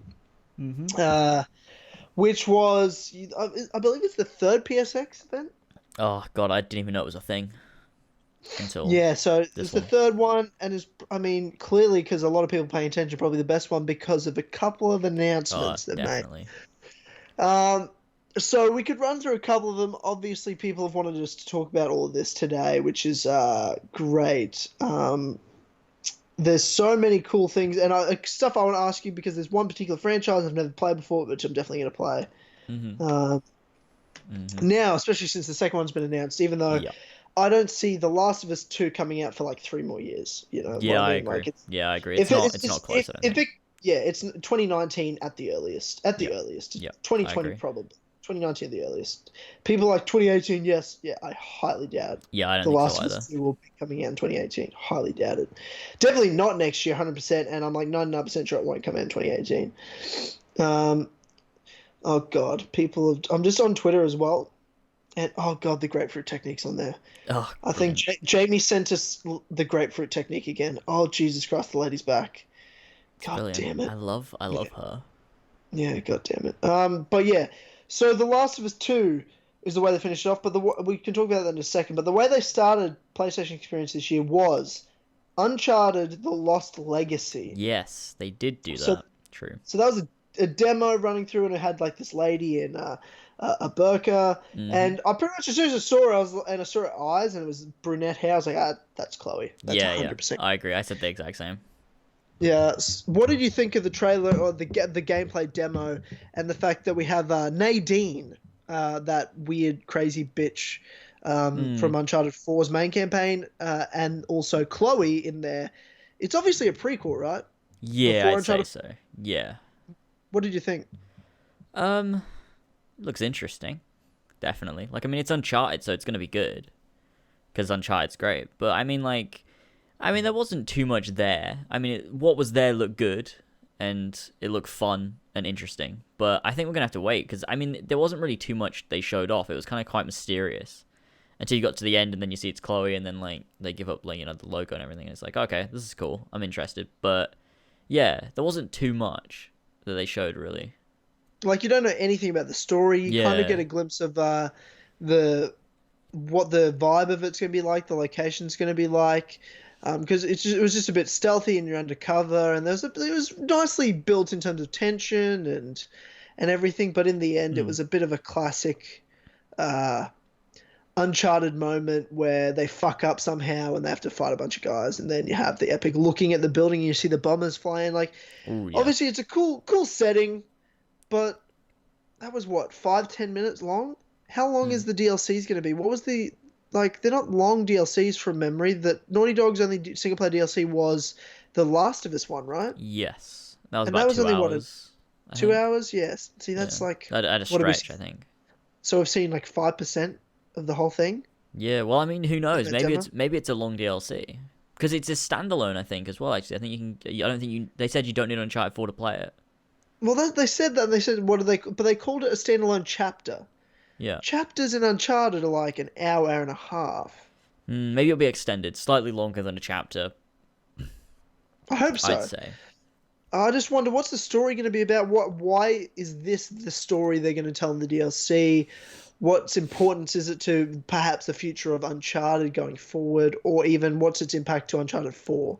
And they're Yeah. calling it standalone, so maybe it doesn't have an impact, but it's cool to see the fact that characters we love like Chloe, and I hope Cutter's back as well, Mm. um, as at some point through the DLC, just because like what were they doing either before or during well, it's definitely before because Nadine's in it, Uncharted 4's event and everything, because those were characters, you kind of missed that were in Uncharted 2 and 3. Yeah. But I'm cool as playing as Chloe, for sure, though. Yeah, definitely. It'll be interesting. I mean, it's Naughty Dog and it's Uncharted, so it should be good. Yeah, no, that's a good point. That's a good Mm. point. The camera angles were weird in it too, right? It was a really close up, Yeah, true. like, well, you reckon that'll be in the game, in the actual thing, or that was kind of like a reveal segment? Maybe, but I feel like it might have just been for that section how it was kind of, kind of the whole like Chloe reveal kind of thing. I think. I don't know. I feel like it might have. I feel like that was probably. Maybe not. I feel like it might have been the opening in a way to like the whole DLC. It's kind of like the whole her trying to like do whatever the fuck she was doing, and it's kind of close just because it's part of that section. I don't know. Section, yeah, it's weird. Strange, interesting. I'd like to. I don't really want to see anything else other than give me like snippet clips. I don't want to see another demo or any like gameplay or anything. Just give me like a little quick trailer that doesn't show anything other than a release date Hmm. later on, and then I just want to play it on release. Like I don't want them to be teasing too much of this. Yeah, especially because it's probably going to be kind of short. I don't want them to show a lot of gameplay, so we're kind of like we know a lot of it. Because Yeah, a lot of absolutely. Uncharted is like you as you play through it, you see these like because the graphics are so good. A lot of it is you like have these awesome set pieces where like loads of cool shit happens, or like you have like a cool like landscape to see or something. And if they show a lot of gameplay, then a lot of that's gonna be ruined. I think. So Yeah, you want to I have that agree. first Absolutely. experience. Absolutely. Um, Running through down the kind of list of things they did, there's a couple of cool games like Marvel vs. Capcom. I mean, I'm not that into that. I don't know if you're into Marvel vs. Capcom Infinite. Not really, Um, no. not yeah, but I mean, it was there. Yeah, it was Then there. there People seem was to be excited. an an actual gameplay trailer for the Crash Bandicoot remastered trilogy, which I Ah, thought looked yes. nice and beautiful. I'm very excited for Yeah, it Crash did. to It did. return. The Insane trilogy, as they've called it. Hmm. So that looked cool, and it's pretty much how I expected and hoped it would look. It's like they're just making this arcadey style game. Well, I mean, because of the same games, they're just making it look different. Crash Bandicoot these days, that's what you'd call an arcade side scroller game. That's not a full AAA game like it was back in the day. So it's just how you'd imagine a very nice 2016 arcade game to be. But it's Crash, and people love it. So I'm really excited to be playing those games that I used to play as a kid. Yeah, true. I agree. Then I want to ask you about Horizon Zero Dawn. Yes. Now, I'd seen stuff before about it. I've seen screenshots. I didn't know much about it. This is the first time I've really sat down and watched a trailer because I haven't paid much attention to PlayStation exclusives because it was up until 4 or 5 months ago that I actually got a PS4. What are your thoughts on this Horizon Zero Dawn, this game that's like ancient / futuristic game where you're a fucking like caveman woman hunting robot dinosaurs? Like, they're kind of hinting a bit too much of the story, I thought, in that trailer, where they're kind of trying to sell it to you, be like, now this is what the story's really about. If you're intrigued, please play it. But for other people that are already kind of going to buy it, they're like, okay, you're telling me too much about it, because they're being like, you must find what's hidden inside of the secrets of this earth. And I'm like, okay, well, they're kind of just telling you the whole story, right? You know what I mean? Like, they're really putting you into the story and telling you too much about it, not letting you just kind of discover what the game's about, if that makes sense. It seems like a game where for someone who's going to buy it and get it, they know what the gameplay's about, but they get in like, oh, this is actually a really interesting story. There's a deep world to it. And I'm intrigued by that deep world that they seem to be building, but I get that they're doing it because they're trying to get more people to buy it with that intriguing story, but it's kind of ruined a moment for players to be like, holy shit, there's more to this hunting robot dinosaur game, you know what I mean? Yeah. What are your thoughts overall on it? Are you going to get Horizon Zero Dawn, or are you I'll definitely get it. I'm not like super looking forward to it, like, oh shit, gotta pre-order it because I'm so hyped. I mean, I think it looks interesting, and I think there's a lot to it, and it's like, it's new and different, and I'll definitely get it, but I mean, I haven't really looked at it. Like, I've seen gameplay demos and shit, they showed it like E3 and like trailers and stuff, but I've never been super into it, looking at like all the details and everything. I don't really know much about it, to be honest. I just think it looks kind of interesting. Yeah, I'm pretty much in the same boat, to be honest. I mean, I paid less attention to it because I've just been so out of, I feel, everything PlayStation for years now. The last PlayStation console I had was a PS2. You know, so things like, it's why I wasn't disappointed with No Man's Sky, because I didn't even have any extra. I was like, oh, people are talking about this game? Space game? Okay, I'll get it. I had no expectations of anything because I hadn't heard about it until like a week before it came out. Yeah. That's how out of it I am with this PS4 stuff. True. But speaking of PS4, speaking of PSX, the story of the whole press conference came down to the end, which was The Last of Us Part 2 teaser trailer. I've never played the original Last of Us. Which you need to do. Which is now officially on my games backlog. I will absolutely play it very soon. Yeah. Hopefully around Christmas time. I will definitely be playing The Last of Us. Now I go to PS4, I can get the definitive edition or the remastered. It's not really remastered. Your definitive edition, essentially. Yeah. Yeah, so I'll definitely be playing Last of Us. I was never into zombie games, so I kind of was just like, cool, I'm sure it's great, not going to get it. But after playing Uncharted and just loving the way Naughty Dog makes games, knowing there's a sequel, the amount people rave about it, and people are like, it's not zombie, it's, it's about the story and the characters. I'm like, okay, I'm convinced. I've seen what Naughty Dog can do and make me feel just about characters, not necessarily the world, even though, I mean, everything about Uncharted to me is a masterpiece. But I can be convinced to play any Naughty Dog game based on, I know the story's going to be spectacular, they're going to make me love these characters, and I'm sure the game's going to be super intriguing and immersive, then I'm going to love it. Even though it's not usually something I'm into, I will absolutely get it. And I would love to get it right now, play it tomorrow, whatever. But I'm balls deep in the Ezio Collection, and because I'm OCD, I cannot play any other game until I've got all 3,000 gamer score from this game. So I'm just gonna have to wait till I got every achievement in the Ezio Collection, and I've played some Skyrim, and I just got Battlefield 1. I need to play some of that, and then I'll play, probably, unless I get something else that's new, I'll play The Last of Us. So give me like a month, and I'll be playing The Last of Us. I got plenty of time. Like, The Last of Us Part 2 is not coming out for like 3 years at least, so I'm not like, I will play it sooner rather than later. But it's not like oh, you gotta play it before the second one. All right, I might play it in like 2 years then. Yeah. What did you think of this teaser trailer? Oh, I thought it was amazing. I love the way that they did it because it was clear that they knew people were gonna go crazy over it because like they start off with the whole, like it's a forest and you're like, okay, what is this? And then you see like more of the environment and like you're kind of thinking, okay, is this The Last of Us? And then they just zoom out one more time, like to show more, and you just see the Fireflies like logo like spray painted on a stop sign, and that's when you're just like, Yeah. okay, this is The Last of Us, and you're just like ready to get into the trailer, and it was just so good. It was so good the way they did that, and because that's the first thing I saw, because obviously I wasn't watching PSX because I was streaming on Horsey and Fox, and I went onto Twitter, and someone had just posted the picture of just like the Firefly symbol on the thing, and I was like, oh my god, what the fuck's going on? And then that's when I went to the live stream and rewinded and just watched the reveal, and it was just so good. I loved how they did it, and I'm just so fucking ready because I loved the first one. I literally went onto your Horsey and Fox stream today just to see your reaction to, and I found the point that you're watching the trailer.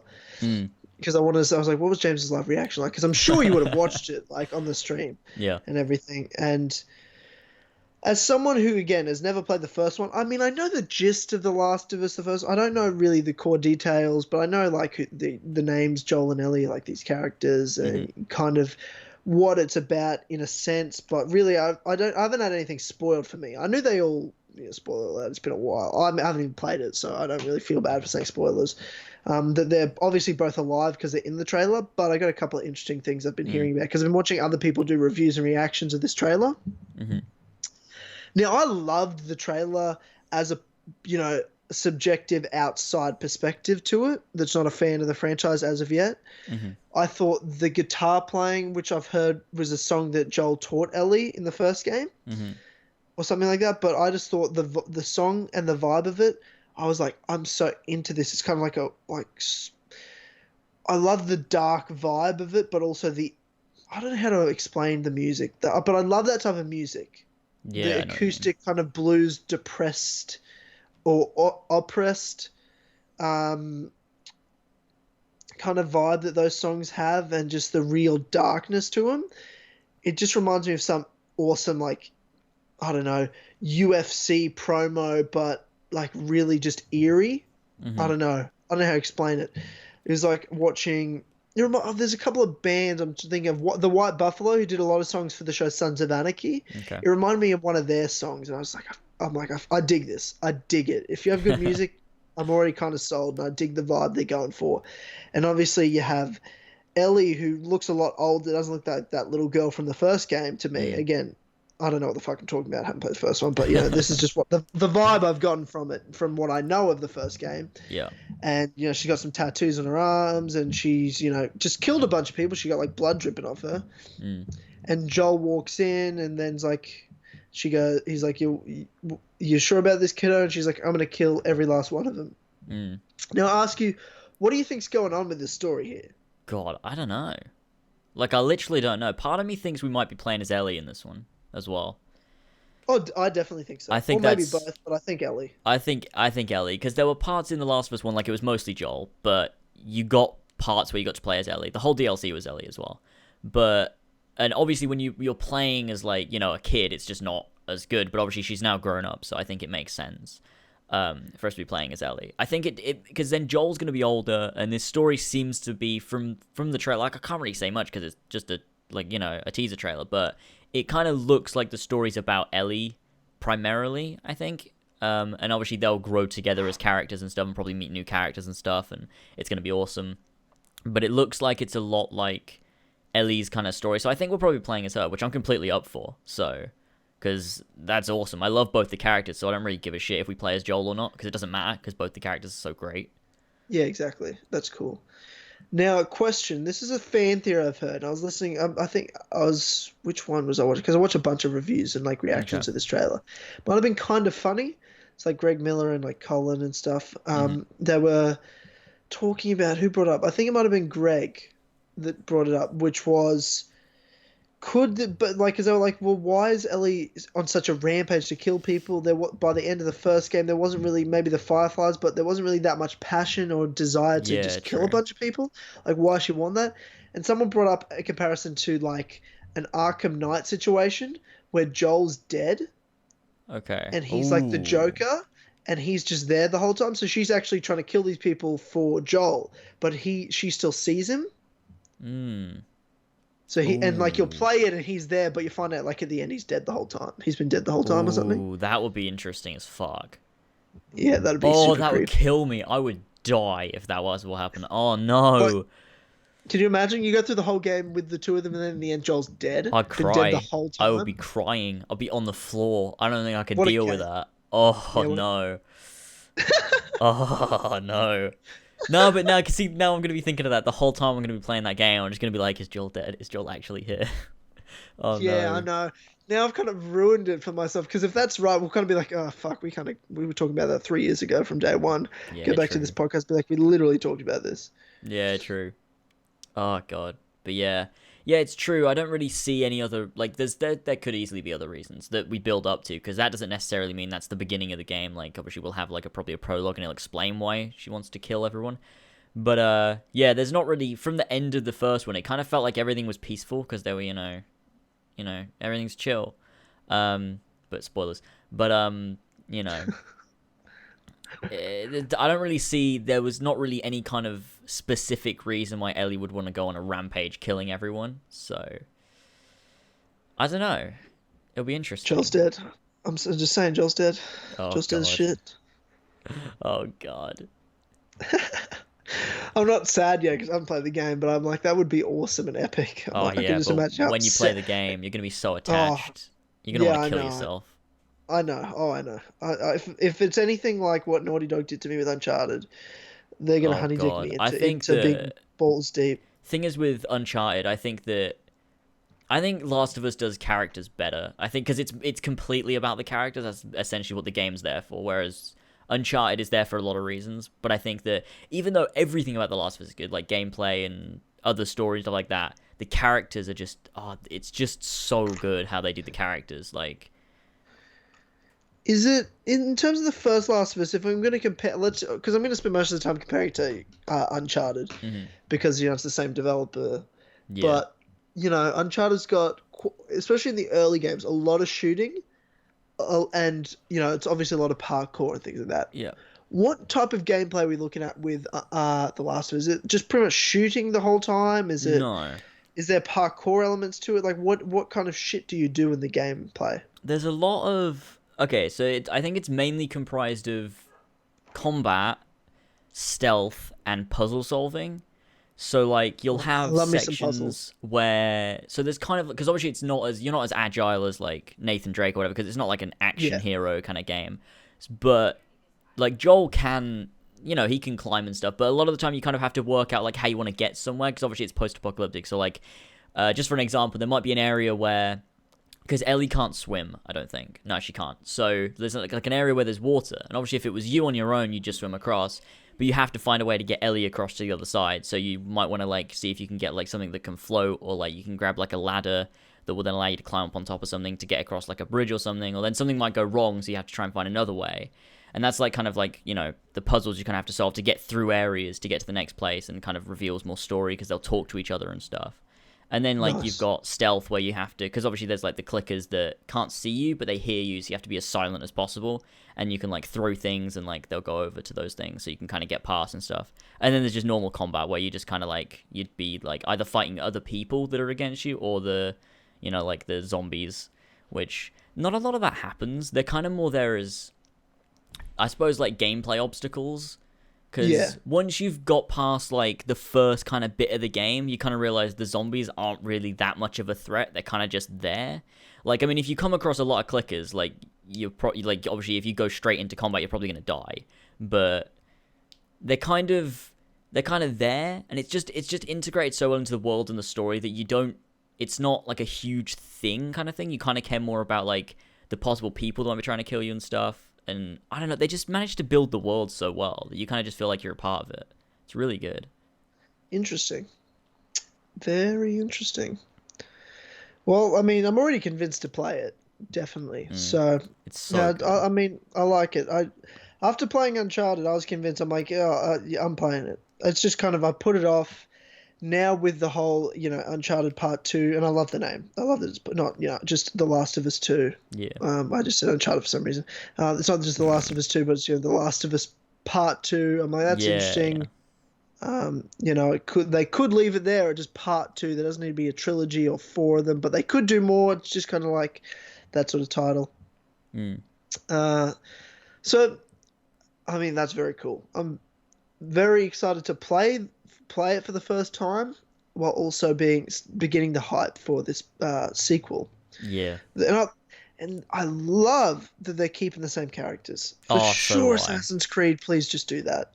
Like Mm. the Ezio Collection, if that hasn't shown you that you need the same character in multiple games, I don't know what will. Naughty Dog knows what the fuck they're doing. Yeah, They're just like, definitely. it's not just about a franchise name. They could do other stories with Uncharted, with The Last of Us, with different characters. They could. They just haven't, and it's worked out fucking awesomely. Mm. Yeah, definitely. That's a thing. It's like, because they could have easily done, like, if they'd have done The Last of Us 2 and it would have been different characters set in the same world, I would have been like, okay, sure, this will be good because it's Naughty Dog. But it's having the same characters just makes it that bit better because you're so, like, attached to the characters and you get to continue their story. Because I felt like when I finished The Last of Us 1, it was like, it's a good ending, like, it's a good place. To me, actually, kind of the ending kind of felt underwhelming in a sense. Like, it built up to this and then it was kind of, oh, okay. But it, like, I just wanted more. Like, I wanted to know it, like, what would happen next. I just wanted more of it. So I'm really happy they're having the same characters and we can get another story because it's so good. So, you know. Yeah, well, that's it. Like having multiple those characters come back again. It's just because, like you said, like the franchise itself is going to get you hyped, but when you also have on top of that character already invested in, it's like it's it then takes the experience of awesomeness you had from playing this first game Mm. and continues that hype, and you're like, oh my god, now I can go back and play the first one, and it means more than just that game. That experience is now being pushed forward onto another thing. Yeah, exactly. And that's really what they need to do with Assassin's Creed because I don't know how they don't get it at this point. It's just you're just fucking retarded if you don't get it. I know. Oh, I know. I know. Speaking of Assassin's Creed, Oh, brilliant. yeah, I know. I'm just the segue master today. True. I'm not mad at the segues I do. Never mad at it. Yeah, they're good. They're quality segues. They're quality segues. Um, what do people say in the chat before we get onto that? Actually, people are asking Okay. shit. Tyler, who do you think would win, Indiana Jones, Drake, or Croft? Well, I don't give a fuck about Indiana Jones or Lara Croft, so Drake. Easily Drake. Yeah, true. Tyler would win. Yeah, that's true. I would win. I'd beat the shit out of all of them, and then I'd cry because they're fake video game characters, and I was just playing in my room by myself. um, okay. Great. Um, Uncharted: The Lost Legacy is not new game, but a standalone. I don't think anyone knows what the fuck they're talking about anymore. That's Um, okay. Well, it's a standalone DLC, so it's an no, it's not a add-on DLC. It's not a for. DLC. It's not its own game. It's a standalone. It's a new thing. It's just called a standalone. I'm gonna kill myself. Yeah, I know. You don't give a fuck about Indiana Jones. What the fuck? No, I don't really. I haven't watched Indiana Jones since I was like 4. I don't care. Yeah, it's been a Uh, while. do you have a James's Journeys? No, Yeah, I didn't think so. I did not think so. Joel's Journeys. Joel's journeys. Well, Joel's not here right now, so I don't really know. I don't really know how that's gonna work out, unless you want one of us to pretend. Yeah, I think in one of the later episodes of because Joel and I recorded like Battlefield 1 stuff, he was talking Mm-hmm. about you, and he was just like he was just admiring your accent. He was Oh just well, like that. of course. He was just like that man has a very nice accent, and then and then I was just doing my impression of it, and he's just Oh, like, "No, great. that's brilliant. No, that's, that's That's way better." great. I know. And before we get into Assassin's Creed, people, Oh, do we have go to? and yeah, because we have to go and like the stream. Add to the likes Definitely. list to 100. We're at 84. Still got another hour at least of the podcast. We can Get get us to to 100 100 now. We've been easily. smashing easily, easily. Um, so excellent. Okay. Oh, my back. Oh, this has been an interesting podcast for me, lying on a couch differently. Um, okay. So, Assassin's Creed actually has quite a few things I wanted to talk about Ooh, okay. because we kind of gave our review for the Ezio Collection in the last podcast, so we're not going to like repeat ourselves or anything like that. Yeah. But what are you up to at the moment with the Ezio Collection? Um. I'm exactly where I am on my Let's Play. So like just the beginning of Brotherhood. That's all you played. Yeah, because I haven't played any more than I need to play. Oh, really? Interesting. Okay. Because I kind of want to stay in sync with my Let's Play. I kind of don't like getting ahead of myself and having to go back and replay it for my Let's Play. So, and I haven't had time to record, so No, I'm just but kind of like, do you not? What do you mean? But don't you just record the Let's Play and that's your playthrough? What do you record separate? no, I do. So, okay, so essentially, I just like to record for like, I don't know, like an hour or two maybe at the most. Like Yeah, I'm when with. I record, because I don't want to get too like exhausted by it. Yeah, I'm And so with you. that sounds fucking weird. 'Cause people are like, you get fucking exhausted by playing video games and talking. You No, yeah, I'm fucking with you. I cunt. agree. It's fucking Yeah, it crazy. is. It's horrible. When you go for a while and you just get to the end, you're like, I don't want to do this anymore. I don't have anything else to say.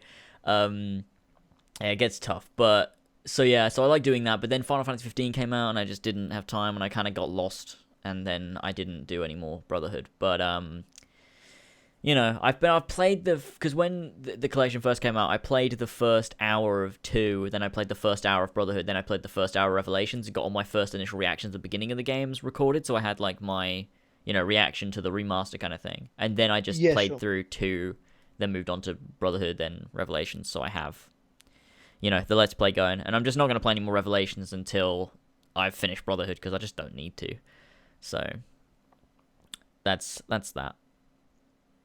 Okay, interesting, interesting. Well, do you want to know what I'm up to on the Ezio Collection? You've almost finished everything, haven't you? I have 100%. I've got every single achievement in Assassin's Creed 2. I've 100% of that game completely. Mm-hmm. Um, so that's the second time I've done that in my life now. 7 years later, I've 100% of the game again. So that's obviously the whole game completed, all the side activities, all the side achievements, all the collectibles, everything done. Revelations, I just got the last of the data fragments literally about an hour before we started the podcast. So I've Jesus. 100% synced Revelations. I've done everything in Revelations except for the Lost Archives achievements. Okay. And I've got to play the 5 Desmond missions, like puzzles. So I've got to do Okay. just those. Those are the only achievements I got left in Revelations is like the bullshit first person puzzles. And I think I've got to buy 2 more books as well. And then I've got the book achievement. And then that's it for Revelations. But the whole game's 100% synced. And then Cool. Brotherhood, I think I've got, out of the 3,000 gamer score that's available of the Ezio Collection, I've got 2,000 at the moment. Okay. So I'm definitely on the way there. But by the time the next podcast rolls around, I will have finished all 3,000 gamer score Jesus of the Christ. Ezio Collection. Yeah, that's a That's guarantee. 2 weeks time, absolutely. I will have the 3,000 game score. So then I can move on from that game. Brotherhood, I'm still where my Let's Play is pretty much. I've recorded another couple sequences, but I'm still kind of following on the Let's Play. But I've finished yeah. Revelations off because I could just sit down and play Revelations whenever I wanted. I just did a ton of my plays actually recorded that I'm editing now. I've just been at working all weekend. I'm working tomorrow, so tomorrow afternoon I'll be able to start editing and releasing some more videos. Mm-hmm. Where I got 10 achievements in like an hour playing Revelations. So that's like a ton of my plays, right? Just getting achievements and shit. Jesus. Okay. Cool. Yeah. So just it's just what I do. It's just what I do. That's true. It is. I can't. I just feel dirty with achievements. Like I've got every achievement in every Assassin's Creed game, and I'm just like, it's just sitting there with like achievements to get. I'm like, I can't move on. I can't play The Last of Us. I can't play. I just got Battlefield 1, brand new game, never played it before. Cannot play it. Cannot play it until I finish every achievement. Jesus Christ. I So, don't envy that because I can just play a game and then I can move on. It's just filthy. Ezio games, not 100% completed, not 100%. Like, and I'm doing this, like, my brother would walk through, I'm doing 100% sync. And the first playthrough, like, I had 100% synced Revelations in one run. I just did every mission 100% sync in my first run through. So I didn't have to replay any fucking missions, which was much easier. And I'm doing the same with Brotherhood. There's some tough ones in there. Piss me off a lot. Yeah, like the tank one with Leonardo. Yeah, that's a little hard, but when you do it once, you can kind of do it again. You know what I mean? Yeah, true. Yeah, you kind of like know the strategy. The only frustrating part about it is like if you fuck up, you have to start the entire mission again. So like the new game's nailed that at least. Like restart from checkpoint. It's like yes, please. Yeah, definitely. Like yeah. Whereas back then it's just like fuck. You have to do the whole thing again, like the easy bit. Like you have to do the whole bit where you kind of run through and like that blueprints. Yeah. Oh god, fuck. Yeah. Yeah. Fuck that. Yeah. Fuck that. What? There was something else with the Ezio Collection. I had some written down. Let's have a look. Oh yeah. So just finishing up Revelations again and just and playing through it all. There's a couple of things I noted down. I tweeted about them. I did a little bit of a tweet fest. So this is the first time I thought about this. This is probably my 10th time I played through Revelations, I'd say. Okay. At the end of Revelations, Sophia says a line, and it kind of got me thinking. Oh, right, okay, yeah. So she goes, you do like the library door puzzle, and it's fucking easy as shit. And then she goes, you better come out of there alive. And then she goes, I plan to. And it's after this nice, cool dialogue. And, you know, it's kind of like, well, there's no danger in the library. And I know this. There's no tension. It's just literally 20 minutes of watching something happen. There's no tension, no obstacles. You open the door, you go in, and it just all plays out.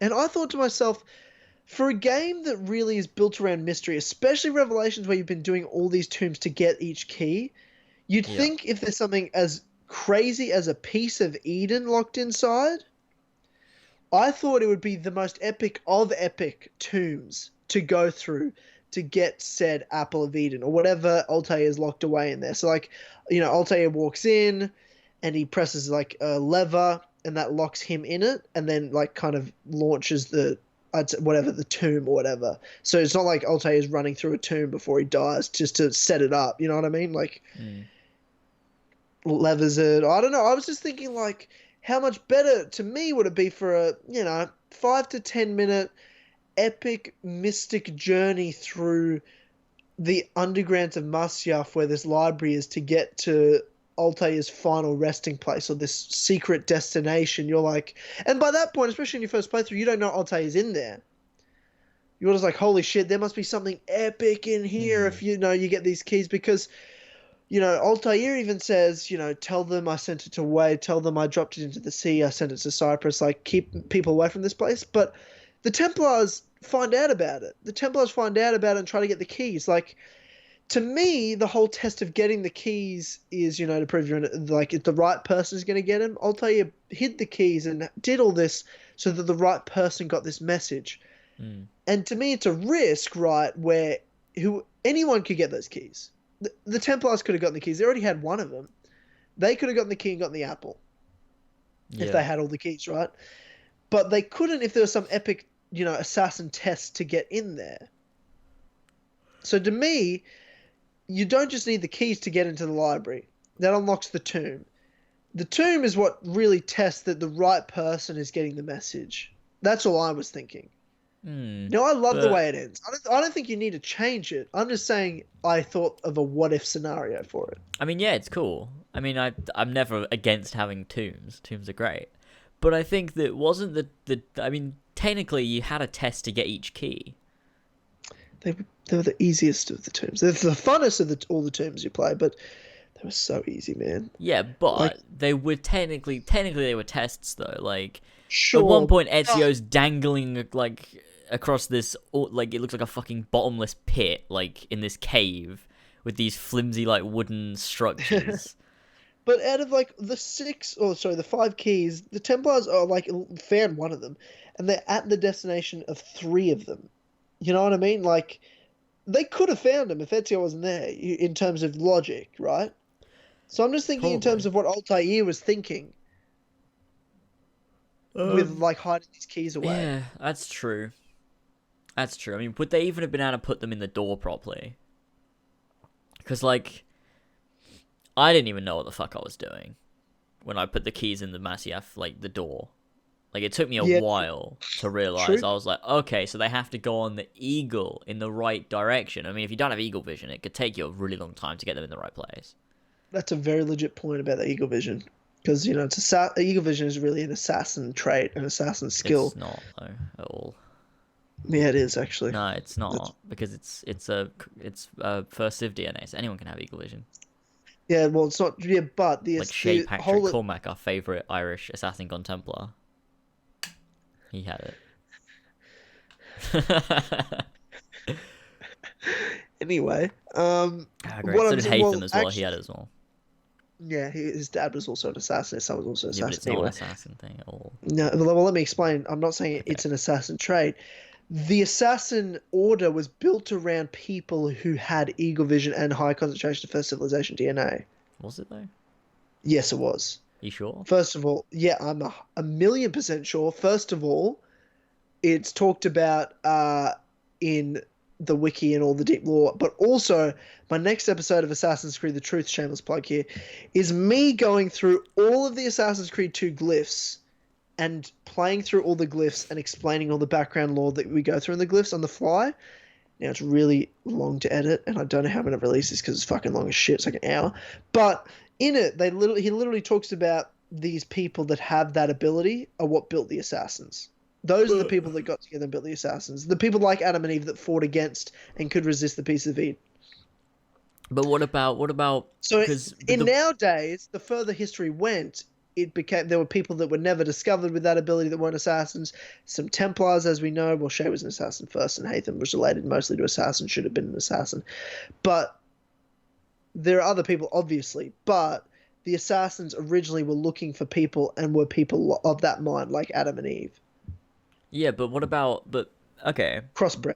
But Altair was the only assassin that had eagle vision, or had. I don't know if that's true. First DNA, but no, it is because in that time period, anyways, because Al-Mualim controlled everyone with the piece of Eden. So they couldn't have had first Civ DNA, which means they couldn't have had eagle vision. Interesting. Altair was the only one who was able to. Look, it's Ubisoft, so it's all retconned anyway. So it doesn't fucking matter. Yeah, no, that's a legit point right there. But no, I don't mean like every assassin has it, right? Like, I mean, what the assassins were built around was that, like, in the glyph, 16 talks about, like, because the glyphs each glyph follows like a story, right? Like they kind of follow up against each other. There's like segments, like, well, first they just explains the apples, then they explain the different pieces of Eden, and then he goes on to explain how history has, figures have used these pieces of Eden, and then how, revolutions were done and like people were controlled, yada, yada, yada. Later on, it talks about how the humans were genetically modified with what's the word I'm looking for? A cell in the brain that only humans had. That the neuron thing. Yeah, the neuron. Yeah, the neuron in the human's brain that the Isu put in there, so that the piece of Eden could only trigger it. Yeah. So it's the only people that can resist are those that are crossbred. Yes. With Isu, and there's a whole segment about crossbreeding in the glyphs. There's one of the glyphs about crossbreeding, and then the next glyph after that is talking about how those are the people that started the Order of the Assassins, and it was those people that started that order to fight again, and all that sort of stuff. So it mentions it in the glyphs that those are the people that began the order. So that's how people got confused later, saying point. Adam and Eve were the first assassins, which they weren't. The order wasn't started until much later, but they were of the same mindset in terms of they were crossbred humans with Isus. Yes. That's where the confusion came. Okay, that's a good point. That makes sense now. Yeah, but I thought that was an interesting point. But what were we talking about? Oh yeah, the Oh, the bloody library. library tomb. What do you think? Are you I totally mean, against it? no, I'm not. I just think that to me it kind of when like because everything's kind of winding down. Like you have the last key. Like Amet's dead. You go to Masyaf. It's You're with terrible. Sophia, and That ending then is terrible though. oh, I don't care about him. He's a cunt. But I know exactly. Don't care about him. no, That's I supposed to don't be the care. But climactic ending.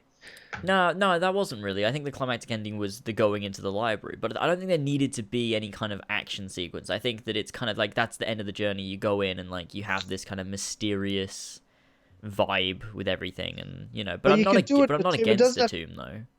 Yeah, it didn't have to be like a. Well, I think it's not. I'm not thinking of some big action-packed tomb, right? I'm thinking about some just puzzles, mystery. Like it's added. It's just building up because you're there and you're like, holy shit, what is it? And then you've just got like another. Yeah, It's actually, building yeah, that no, that tension makes to the sense. final reveal, just like you're like, holy shit, what is it? And it's not like there's no action packed. You're not really a risk of death. You've just got to kind of like follow through. All these things are being activated. You've just got to do these kind of like lever pulling. You're like, holy shit, what is this? It's really like locked in there. This huge mystery Mm. and vault you're going through almost. It's just, Yeah, that would make sense. And if you had like, if it was as you went through, you kind of learned more about the assassins in a sense. Like it was kind of like it kind of like was a tomb in a way, kind of like the yeah. Auditore family crypt. How you learn about the Auditore family, you could learn about the Masyaf assassins in some sense. And you could have even like I'm sure they could retcon like they could have retconned some special like I mean even the Altair keys were kind of retcon new things they just added in. Mm. I imagine they could have been similar to like a vault at the end of Brotherhood when Desmond goes through and Juno's talking Yeah, actually talking instead of being like the Auditory Family where you're reading it could be Altair projections. that'd be kind of cool. You know what I mean? Yeah, Or you have or like bleeding effect sort of thing. You know what I mean? yeah, Where like you're getting talked to through the bleeding effect because I don't know. I'll tell you, knew somehow through the apple that he was sending messages to someone with the bleeding effect. yeah. True. Um, so That could I was work. just like, You know what I there could think? have been really interesting things they could have played around with there Yeah, you know what I to add. think's great is that the fact that we've lost so much hope with Assassin's Creed that we're speculating about Revelations and what they could have done with Revelations because it's Just gone to make it so perfect. horribly downhill. Yeah, I Oh know. god, I know. Jesus Christ. It's sad. It's tough. Oh It god, is very tough. Assassin's Creed. Okay. Another thing I was thinking about was Okay. when people try to argue about Connor. Ugh. And they try to talk about he's a real character, real person. He had a tragic storyline. It was just so tragic.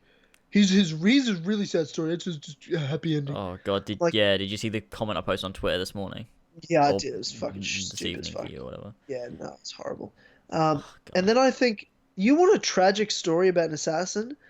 Connors is just stupid because he's a bitch. Like, Altair's is a tragic as fuck story. That's a Exactly. real tragic story about a real assassin who made real sacrifices, not some stupid bitch whose wife left him because he was a pussy. Like, I mean, Altair gave up his whole life, not because he wanted to, not because he was obsessed with the apple, because he wanted to burden the apple so no one else had to. Mm. He wanted to like literally live with the burden, this curse of this piece of Eden, so that no one else would take it and control others with it. No one would use it for evil because he knew he had the integrity not to do evil with the piece of Eden. So he would burden it, which caused his wife to die, his son to die, and his other son, to pretty much have to live with him and protect him and shit. Like, because he had two sons, only one of them Mm. appeared in the game, the other one was killed. Yeah. And then his wife Maria's killed, and it wasn't, Malik was killed. Malik was killed.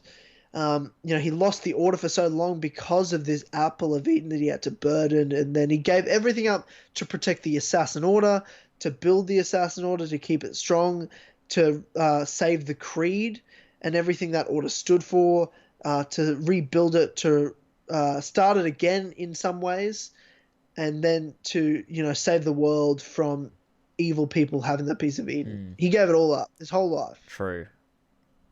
It's a real tragic story. And Yeah. you've read the Secret Crusade. That book's depressing as Oh hell. god, yeah. It's such a good book. And then you've got Connor, who's just a little whiny bitch. He needs to shut his fucking mouth and get on with it. Yeah, I agree. Cunt. Oh god. God. Oh jeez, it's so annoying. People are like, oh, Connor, you know, oh, he watched his mum die when he was a kid and his village tragic. burned. It is a tragic story. That's why he's so miserable. You can't hate him for that. Ezio, I don't his hate him father, for that. 2 brothers die. He doesn't whine like a bitch. Exactly. Like, Jesus Christ. All Connor's the just a characters' cunt. families die. That's literally that's a requirement to be a protagonist of an Assassin's Creed game. Your parents have to be dead. Yeah. Like every single one. Arno, Shay. Oh, you don't really hear about Shay. Well, that's because they've probably died. They're probably dead. Yeah. Jacob and Evie, parents dead. Parents are dead. Arno, parents are dead. Altair, parents dead. Yeah. Edward's parents are dead. Guess who they were killed by? Templars on a sheep farm for no reason. Connor they were just kills killed his by own dad. Templars. Connor's an asshole. Kills his own dad. What a fuckhead. What an absolute Classic fuckhead. Assassin's Creed protagonists. Gotta have dead parents. Unless you're Connor and you kill your own parent because you're a fuckhead. Oh no. Connor's a retard. Couldn't even save his mum. What a bitch. Weak little shit. Jesus.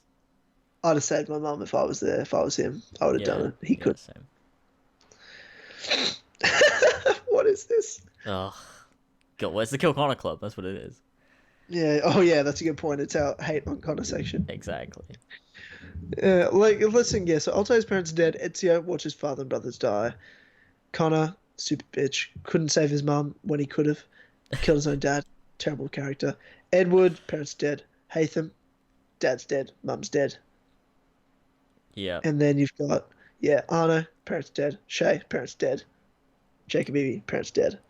Yeah. Xiao Yun, mentor dead. Her parents are probably dead. They don't even talk about them. I feel like they're just dead. Oh, Surely. they're definitely dead. She was a concubine. Her parents were dead, and then her mentor died. Oh God. Oh my God. God damn it, Assassin's Creed. Oh, It's almost like everybody dies in Desmond's life. parents weren't It's dead. almost like people. Yeah, Desmond's dead as shit though, so who cares? I feel like his mum was dead though. Because they never talked about it, and when Desmond asked, his dad was just kind of like, yeah, maybe we can see her when this is all over. I feel like she was dead. Nah, it's just because William has multiple wives and fucks bitches all the time. That's why there's Desmond's brother. Desmond's half brother, yeah. Because William at 60 is just fucking bitches. Oh, He's got that's 10-year-old kids. hilarious. Yeah, Desmond's half brother. Shut the fuck up, people. Okay, now. Adewale, slave, parents are dead. Oh, yeah, of course. Jesus. Get what you deserve. God damn Being an it. assassin. Can't be a main character. Parents dead. Ugh. Jack the Ripper. Jack the Lad. Parents are dead. Oh, God, yeah, of course. Classic Jack the Lad. Classic the Jack the Lad collection. Not again.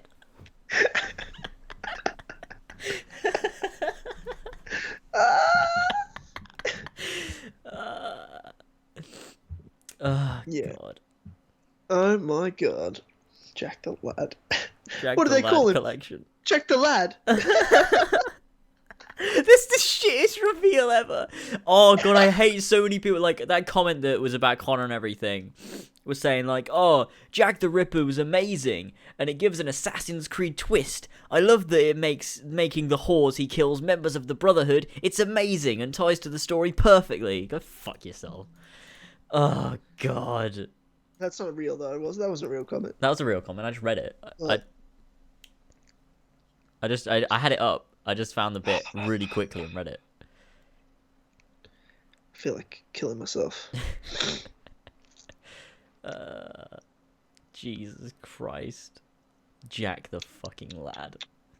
Fuck Jack off. the Lad. Yeah, no, 100%. Henry Green? Well, he's not a protagonist, so it doesn't matter if his parents are dead or not. You don't play as him. Parents, even though his parents are dead though. But Yeah, also, though. they probably are. No, they are but, dead. you know. Parents are dead. It's almost like people die and don't live forever in real life. Why can't Assassin's Creed be like real life and everyone lives forever? Yeah, true. Fucking shit game. Uh, Fucking Jack the Lad. Jack the I fucking want I lad. want a prequel where we play as Jack the Lad. Oh, that'd be amazing. Set in India. We just play as this little kid, and everyone can call you Jack the Lad all the time, and it can foreshadow Jack the Ripper. Assassin's Creed, the Lad's Creed, Oh, fucking the hell. Lad Bible. Oh, fuck off. Assassin's Creed. What's the one that everyone wants? They're like, oh, what if they made a Templar game and they called it Templar's Creed or something like that, or the Templar Order? Because that sounds like a really good fucking title. Well, if you're Ubisoft and you decide one day you hate money, then definitely do that. It's an idea. Yeah, definitely do that. That's a great idea. Templar's Order. Yeah, I know. It's just like Templar's people Order are so. Revelations. Templar's Order Black Flag. Oh my god. Great. Oh god damn it. The Ezio Claudia letters collection. That was a new one we got this week on comments. That was hilarious. Yeah, that was great. It's just him writing letters. That's it. That's the whole game. The glyph collection. Oh, Jesus. Ubisoft I'm can make looking so forward much to- money. I'm looking forward to playing the Brotherhood glyphs again. I've only ever played those through once. I've played the twos ones a couple of times. Yeah, same actually. I haven't done Brotherhood's Truth that many. I think I've done it once. So Yeah, I know. I mean, I That'll have be to do it for achievements, but I also want to do it now. yeah, true. That'll be a good time. Oh yeah, I can't wait to have all the gamer score. 3,000 gamer score. Like playing Revelations, I must admit, because have you seen the rare achievements now? Like when No. there's a lot, they have a percentage of people now. It shows on achievements how many percentage of players get that achievement. Mm-hmm. So when it's under 10%, it has a different click, a diamond click, because it's a rare achievement.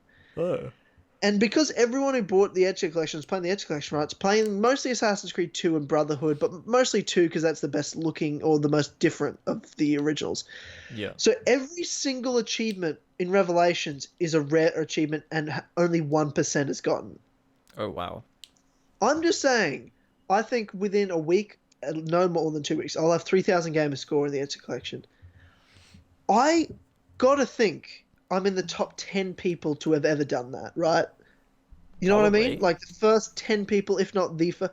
Who else in the world will have gotten it in the next 2 weeks? There can't be anyone else. Yeah, surely. 3,000 gamer score. I've got to be one of the top first 10 people in the world to have done that, right? I feel like it. I'd Yeah. like to think. That makes sense. Like all the achievements were 1%. Even just doing sequences, like 2% of players have played sequence 8. I'm like, really? Wow. Okay. And then obviously, you know, Jesus. getting all the data fragments just like 1%, 1%, 1%. Every achievement was just 1% of players. All rare achievements. I'm like, yeah, well, surely now, once I finish Brotherhood and everything, like, I will have gotta be the first. But there's gotta be a way to find that, right? On like Yeah, Xbox I would have thought websites so. or something. Been like ranked, where am I sitting? Hmm. In the what? I might That'd be actually cool. do that. That'd be cool to know. I do want to know really bad. I'm going to look that up. But while I look it up, another thing I did tweet out, I said this week after finishing Revelations that I believe that it confirmed to me once again, properly playing through all the Ezio games as a collection like that for the first time in a long, long time, that I believe Ezio is the greatest video game character of all time. Yeah, I think I agree. That's what I believe. I don't think anyone is better. I can't think of anyone. Ezio's amazing. No. Yeah, no, I believe that too. I'm just playing it. I'm like, yeah, there's no way. There's no, like, who? The way the three games go, like his story, from birth to literally death, watching Embers, and I just cry every time. I'm just like, that guy just did so much. The way he changes, and playing them all together like that once again, it just reminds me of how much he does change. It's just like incredible. His story is so incredible and so emotional, and how much he matures and develops and grows as a character. He's not the same. He's a completely different character from the start of 2 to the end of Revelations. Even at the beginning and end of every game, he's so different. Yeah, He's that's so true. different. He's amazing. The character development's so good because he does change. Like I was talking about this on the stream the other day, like from the end of 2 to like when he arrives in Roman Brotherhood, like he's kind of doing what Machiavelli is kind of telling him to do. Then when he kind of arrives in Rome and everything's happened, he's kind of like questioning Machiavelli, and he kind of starts taking charge then. And he's like, you know, do you know about this and this, like the apple and like Katerina Sforza and everything? And then he's like, right, okay, I'm gonna go and get everyone, and we're gonna put some shit together. And Machiavelli is gonna be my little bitch because he doesn't know what he's doing, and it's great. And there's something about Brotherhood that wasn't really that well thought out. Like they build a lot of tension with, is Machiavelli a traitor or not? By him, like Machiavelli just does a bunch of shit to help you and just never tells anyone, never explains it. Like, why does he do that? Weird. He could easily just be like, oh yeah, no, I blew up those bombs in Castello to help you out. Oh no, I helped you out and got you to Rome. Like, why? What? I think what he wants is he wants Ezio to put his trust in him. I don't know. I think it's... Actually, yeah, it doesn't make fucking sense. Why didn't he tell him? I don't know why he hides it from him. It doesn't actually make any sense. It makes no sense. Literally zero. He's like, no, I didn't bring you to Rome. What the fuck? Let's not try and work out who did, though. Let's move on from this now and do something else. Like, what? Why? Oh, it's so funny. It just makes no sense whatsoever. Yeah, actually, why do they do that? That doesn't make any sense. And then at the end, it's like, yeah, I brought you to Rome. And it's like, oh, okay. That was fucking random. Why didn't you say, you stupid fuck? Like they just do so much tension building for it. Where have you been? Looking for Ezio. Instead, he could just be like, oh, you know, I just helped Ezio out, get out of the Castello. Nah. I just want to be the silent hero for some reason. For no reason. Like, if he'd later on gone, I felt like you were the right person to be the leader and I wanted you to take charge. So I didn't want to look like I was doing a whole lot of shit. Oh, isn't that the reason? Could have said that, and I guess that is the reason, but you have to kind of self-explain it, right? He doesn't explain it that way. I suppose, but I guess that's just because... well, I mean, if they explained everything like that, we'd get Assassin's Creed Syndicate, so... You know, it's kind of... I suppose we just kind of have to go, oh, so that's why he did it, I guess. Because he wanted Ezio to be the mentor, so... Wait, was Machiavelli the mentor before Ezio? No, Mario was. Really? Yeah. What the fuck? Yeah. He was pretty shit, though. What? He didn't really do much. Yeah, he's just kind of there. The madman Mario. He was alright, but I don't think he wasn't like... Like, when you compare Ezio and Mario, like, they're a bit different in terms of, like, mentoring the Brotherhood, like... Well, Mario didn't go down as the greatest assassin to ever live, now did he? It's hard to compare them, right? What's that? I said I fucking hope he didn't, because he's not that good. You know, Machiavelli, when he's introduced in 2, which was in 1486 in the games, mine, I believe, he's 17. What the fuck? Yeah. Just to drop that knowledge. No, nah. He's not. 17. 17. He's 17. Yeah. He looks like he's in his fucking 30s. He looks the same age as Ezio. Like, he is 10 years younger than Ezio, though. That's a thing I do know. Do you know what? He was born in 1469. Yeah. Exactly 10 years younger than Ezio. Yeah. So, Ezio was 27 then. That's why he's not introduced until that sequence. That's retarded. I always thought it... See, and he's some high-ranking member. It's like, how the fuck is he a high-ranking member? I've been doing this shit for 10 years. That's so weird, isn't it? Yeah, he's 17. Yeah. That's some drop in knowledge, ladies and gentlemen. That's some knowledge dropped on your asses today. Oh my god, and he's just there. I always thought that... Yeah. And he's like, he comes in like, I was trained in the ancient ways of the assassin order, just like you and everyone else here. Like, he's, like, instructing Ezio and giving him all this information, like, I know everything. Oh, that's such a weird... Oh, that completely changes the dynamic of Ezio and Machiavelli now. Yeah, I've just fucked you up, haven't I? Because he always felt like the mentor figure in 2. Like, nah, bro. That's why I'm trying to explain to you that Mario is the mentor. There's no way Niccolo could have been because he was 17. Oh my god. Oh my god. But he's like telling Ezio everything. Like, he knows everything. Yeah, no, but he's 17, bro. He's 17. Something else that's weird, someone pointed out to me, is the difference between Battle of Forlì and Bonfire of the Vanities is like 9 years or something? Yes. What the fuck were they doing? What do you mean? For 9 years. It took him 9 years to get to Florence. No, that's not what happened. But what was he doing then? For He 9 went to years. Spain. He went to Spain and chased Why? Rodrigo Borgia to Spain and helped out, I believe, Christopher Columbus as well. Oh fuck no. Yeah, What there's do a whole you? game. Assassin's Creed 2 Discovery here. Yes, that whole Oh storyline god. happened in between those Okay. years. Why though?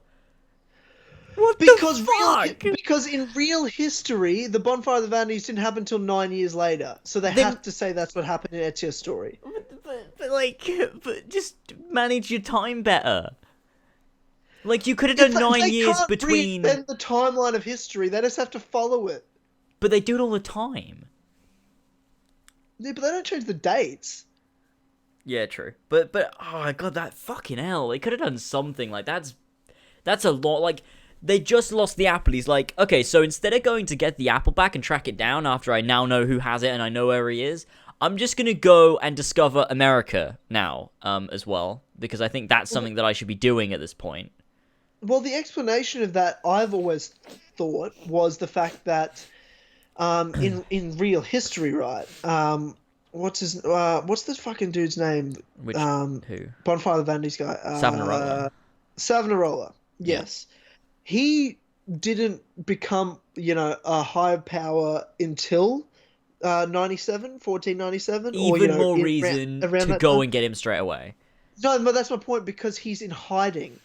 Ezio couldn't find him and kind of Ezio gave can up find and waited. anyone. He's No, Ezio. false. So, well, that's to explain. Like, this guy's kind of gone into hiding. He knows he's around Florence, but this dude's kind of, disappeared. So he just kind of, has to move on and wait till this guy reveals himself, or he gets a lead again. And then, as soon as Savonarola gets to power, Ezio's like, well, I know where he is now. And then shows up in Florence as soon as he hears about him doing shit with the apple. That's how I explained it. It's like they couldn't find him, then he reveals himself, and then Ezio gets there pretty much as soon as he can. That's how I've always self-explained it to myself. and again, he gets there and Machiavelli knows everything, and he informs Ezio on everything, and basically well, at tells least by then Ezio what to do. Machiavelli's like 27 by that point, at least. 26. Okay, my bad. Yeah, that's actually 28, 97. What? No. born- It takes place in 1492, right? False. 1497. No, it doesn't. Yeah, it does. Because it's 40. Because Bonfire. Okay, hold up. No, Now, Rodrigo Borgia was already Pope, and Rodrigo Borgia became Pope in 1493, or was it 92 that he became Pope? 1492. 1492, yes, correct. 1492. Bonfire of the Vanities happened 97, I believe. I'm googling it. Let's have a look. Oh, you're right. 1497 to 1498. Shit. Yeah, don't Well, test my that's shit, way bro. off. Jesus Christ, I was so off. You didn't even know Machiavelli was 17, bro. What are you doing? 17. How crazy is that, eh? What? What the fuck? He's 17 in Assassin's Creed 2 in that first. No, that's so fucked. He seemed like he was older than everyone. Like he's this professional, like, assassin that knows everything, and like he's been training with them for like decades. Like, but no, he's fucking a teenager. He's a kid, yeah. That's why they didn't introduce him till so late. Like, he's someone who's supposed to be so important, but isn't at all. No, he is, but yeah, he's 17. Just because, like, we want to use him later in the next game, so we better introduce him. He's an important historical figure in that timeline. We better put him in the game somehow. Oh, that makes way more sense as to why when Ezio didn't kill Rodrigo. And that's so now it completely changes my view on Machiavelli being like, you should have killed Rodrigo, because he's just like, I guess because he's a kid. I mean, he's not a kid necessarily in Brotherhood, but he's younger than Ezio by 10 years. Yeah, no, by then he's 30 at least. But but Ezio's like, well, I know more than you because I'm better than you and I'm older than you, so shut the fuck up. Yeah, and Ezio's the mentor, Yeah. Oh, that completely changed everything. Yeah. Oh my god, what the fuck? Oh, how have I gone this long and not known that? I'm surprised. Yeah, no, I've known it really since my first playthrough. Because Really? I used to look at the database I never for every did. character. I never bothered. So I knew when Machiavelli was... right when Machiavelli was introduced, I'm like, wait, he's 17, this kid? Okay, I guess. And then I just played. So I've always known he was, just a kid. Jesus. Yeah, I know. It's weird, eh? God, that's weird. I still, to be fair though, I don't actually understand why Ezio spared Rodrigo. Like, I don't understand the logic there. Why didn't he kill him? Because he didn't die in 1499. Rodrigo died in 1503.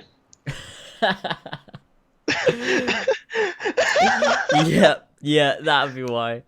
That's pretty much the best I can give you, mate. That's really what I got. But why did they do it in such a way where Ezio ended up not killing? Like, why didn't they make it so that he killed him? Like, I don't understand. It doesn't make sense for Ezio to kill all these Templars, then get to the one guy that is the head Templar, also killed his father and brothers, but he spares him. Like, why? Because killing him would not bring his family back. But that's not the point. That's not the point. He's a Templar. It doesn't matter about your family. Like, you killed so many other people. Think about all the guards you killed to get in here. They've done nothing to you. And you killed all of them. And then you don't kill the Grandmaster of the Templars. I still find that stupid. Because killing him would not bring my family back. I am done.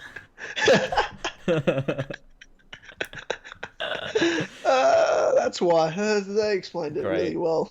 Yeah, great. You've done it again.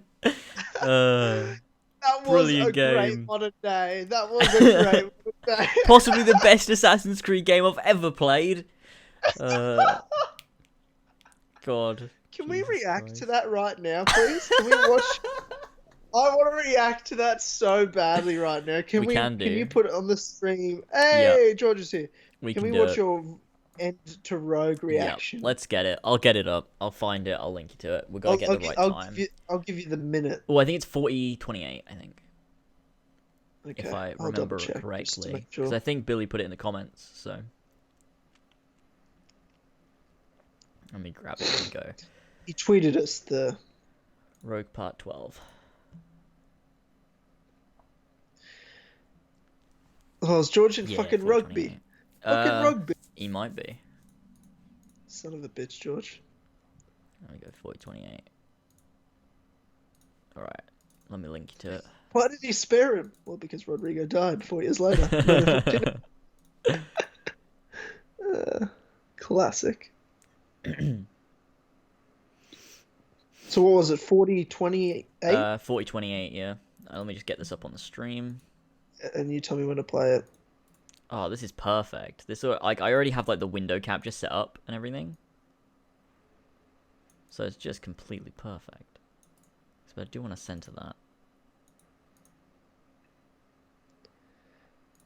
Okay, perfect. Alright. Okay, I'm all ready. George even going, I always thought he was older than that Clumjetsio. Machiavelli was 17, what the fuck? I know, I'm blowing everyone's mind here. It's fucking weird. I didn't know. That's fucked. 17. Alright. Anyway, right, I'm ready if you want to count. Okay, 3, 2, 1, let's watch. Oh my god, that was so good! Oh, I can't explain enough how happy that made me. That was one of the best Assassin's Creed games. I think we gotta clap. We gotta give it a clap. Oh no! I enjoyed that thoroughly. That was freaking great. Oh my god, that was so good. That was so good. If anyone wants me to, I would give that 9 out of 10. Oh, 1 out of 10. no. Oh, get out. Better than Unity. Honestly, played them both. Honestly, in my opinion, was better than Unity. In your honest review. That was really great. Rogue was fantastic. Oh god. Oh, fuck off. Completely underestimated this game. When it was first announced, just like kind of just, you know, it's gonna be shit. It's gonna be shit. Unity's gonna be so much better, and I completely got it wrong. Unity wasn't that great, and this was amazing. This was so good. Oh, I actually hate myself. I want to punch myself in the face. Can we get something here? Like. No. Like. Getting my hopes up. Complete the final glitch memory. God damn it, James. And there we have it's a 12-minute game. Oh. Gotta hand it to you, you proved yourself to be more than a simple research monkey. Oh god, this stupid modern day. This stupid modern day. So dumb. Someone asked me the other day, hey, in the modern day of Rogue, do you play as Otzoberg? That's a genuine question I got. What an assassin truly wants isn't freedom, but order. And we represent the highest order there is. Whatever you learn from your Animus experience only scratches the surface. We have existed since before recorded human history, and have recently been reborn, disguised as Abstergo Industries. And entertainment. It's like some big reveal at the end that we didn't know. And your We know eyes this! opened. We've known this forever! Build a real modern day! Don't just retell some big reveal at the end. There's no turning back now. We got big plans for you. Stupid cunt of Father a of game. understanding guided you to us. And Who is this cunt you're playing as well? Because he wasn't in Syndicate. true worth He's no one. now. He doesn't exist. He's Otzoberg. Begins choice. Do we actually get to choose? What is this? What is this game? Is that the box? Or Is that the box? oh, Is that the box? I'll join the Templars. We're a Templar now. No, you're not, James. Oh man. Oh shit! What the fuck is this That was a pretty reaction? good Monday as well. They did really awesome with the Monday. Actually, Fuck they did off! More of a story layer onto it than they did with Assassin's Creed. Oh my Like, god. Unity's Monday is a little bit shit. Nah, it's right? really shit. It doesn't Assassin's Creed exist. 1 through 3, like, you know, including Brotherhood and Revelations, like 1, 2, Brotherhood, Revelations 3. That was really awesome with the Desmond, like, actual main protagonist stuff. And then you had Assassin's Creed 4 with the kind of, like, you played it yourself, there's a little bit of a story, but not too much.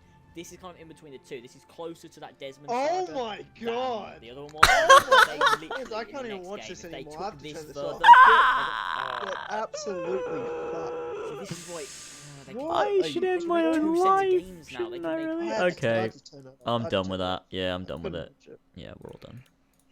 Oh god. Oh, is that the Is that the- box? Yeah, Ezio's box just has a Templar ring in it. Oh god, I can't deal with it. that was so stupid. Such a fucking retard. Oh Jesus Christ. The knee jerker They strikes actually again. did so good with the modern day, though. Did they, James? This is actually closer to the Desmond saga. Oh, well, I mean, What? actually, to be fair, it's closer to the Desmond Saga than 4 is. They're not close. I guess closer if like one's a Yeah, kilometer but- away, the other's yeah. like 999.9 meters away. Like, you know what I mean? Like, James, please hurt yourself. Oh, don't watch my reaction to Syndicate. That's even worse. is it really? Can we of. please? Yeah, sure, let's do it.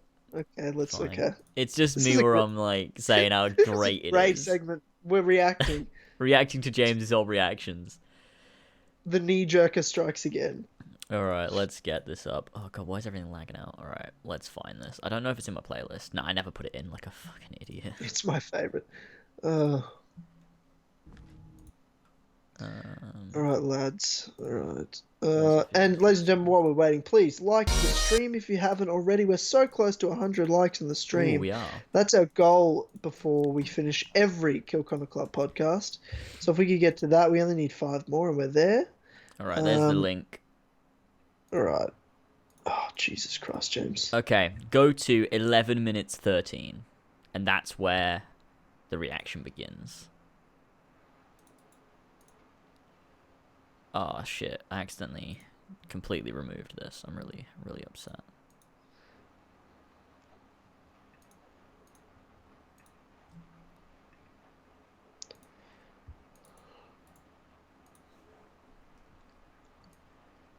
Alright, let's make this a bit smaller. Oh, I love that Billy goes and calls everyone out for like old videos. He always goes back and watches old videos, it's great. So do you on my channel sometimes. I always True. get comments from you, and it's like from old videos. Like, fuck you guys. Go on my old videos making fun of me. Alright. We're at 100 likes. Woo! Yeah! Done. Alright. Good job, guys. I'm all Still plenty ready. of the podcast to go. Keep jacking those likes. Let's get to 120. Let's definitely do that. Alright, okay. Are you at 11 minutes 13? I certainly am at 11 minutes 13. All right, I'm all ready. If you want to do the Okay. counting. 3, 2, 1, play. Shit. Oh shit. Whoa, wait, what? So. Whoa, wait, what? What? What's happening in the syndicate? So, Juno is working with the Templars, and they're gonna use No, the James. shroud No, she's not. to repair No, Juno's they're not working together. cells, like, and create. Two make separate her come things. back. Oh shit! Oh, But well, I I feel guess, like but the not next really. game we're gonna get to play as Galena, and we're gonna have to like. I Why? don't know. There'll be some reason for the Animus, but I feel like we'll get to play as Galena in the month. Why? And be able to like, you know, I love how you try and actually get answered Shroud yourself. back and all that stuff. But oh snap! There we go. We have it. That's it. That's the end. We didn't get any credits. That's weird. Why don't Ubisoft like me? All I do is praise their games after they come out. Syndicate, everybody. And break their distance. True. It happened buzz one time. You know, not even compared to Unity, right? I'm not gonna sit there and be like, you know what, Here this we game go, compared here we to go. Unity, like, whatever. Like that game on its own, as part of the franchise, Nah, don't say it. never existed. Just Syndicate on its own as a game is amazing. Shut the fuck up. Literally, right? Here we go. Like me and Tyler. have Ah, played it's this you. game The whole way along. Yeah, that is This me. game That is me. essentially Yeah. the revelations of this new era of Assassin's Creed. True, games. we did So say that. Assassin's Creed 3, I do agree. I through still to stand Syndicate. by This that. game I is the like Syndicate though. revelations I've of never I changed don't. my So mind. like we had AC1 to Yeah, 'cause you're a Revelations. knee jerker and Revelations you change your was mind every closing 5 point to minutes. Ezio, True. yeah, It's like Unity better than this you know, though, that because you're kind of fucking story. weirdo. And then Uni is just Syndicate better. is the same thing, but No, for, it's like, not. It is. This game's boring. We found the Arno, This game worked. Oh, they're both shit. The Fry twins. This is a good game. really What It's are not you really a talking good game, about? though. Modern day has now got a Great purpose, you map, know what's great going on. city, All I great want world. now Characters is, are as fun. well They're as not the the best, story but they've they're got fun. going, is to be able to have playable modern day, so you feel involved. But the direction they're going in and the story they're taking, in my opinion, is really, really good. And Oh my god. What direction? Maybe There we is can- no Series direction. back for me. I'm excited. Brought the series back. Brought the series back Gonna for do it. me. I'm excited. Syndicate brought the series Like, back. is Rebecca can stop dead? right Like, there. what the fuck? It- Like, This has brought the series back for me. Oh my god. Well, Yeah, Okay. right. Well, fuck that. Wow. Audio is quiet. Well, sorry, I didn't have time to check the audio. It just happened to be quite quiet. I apologize.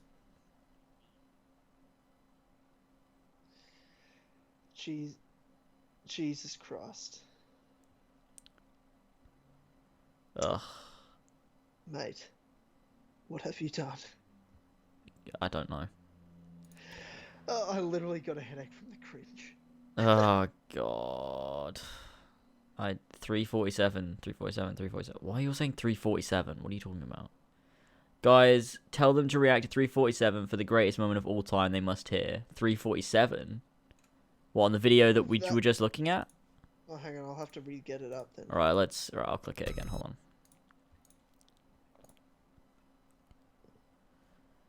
347?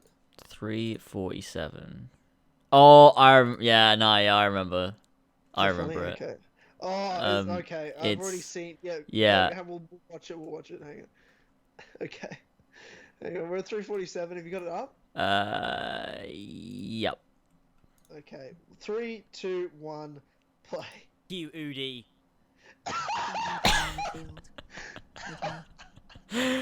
That was too far forward. That was just Oh, let's just go back. Let's Fuck go back you, to 3 minutes. To 3 minutes. 3 minutes. Oh, 3:40. 3:40. 340. All right. Ready? Yeah. 3, 2, 1, play. Henry, you saved it. Kiss. Kiss. Fuck you, Udi. I was just waiting for it. Oh, that's so funny. Oh, that's hilarious. That's brilliant. Oh my god. That's just fantastic. Oh god, the entire time, Henry Green and Evie Fry won't have any kind of relationship. It's not gonna happen. I just don't see it, James. And also, this one is a half brother, not a son. Shut the fuck up.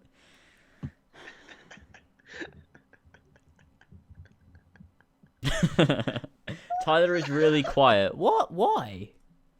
Am I? Maybe I was talking away from the mic for a second. He sounds fine to me. What's the issue?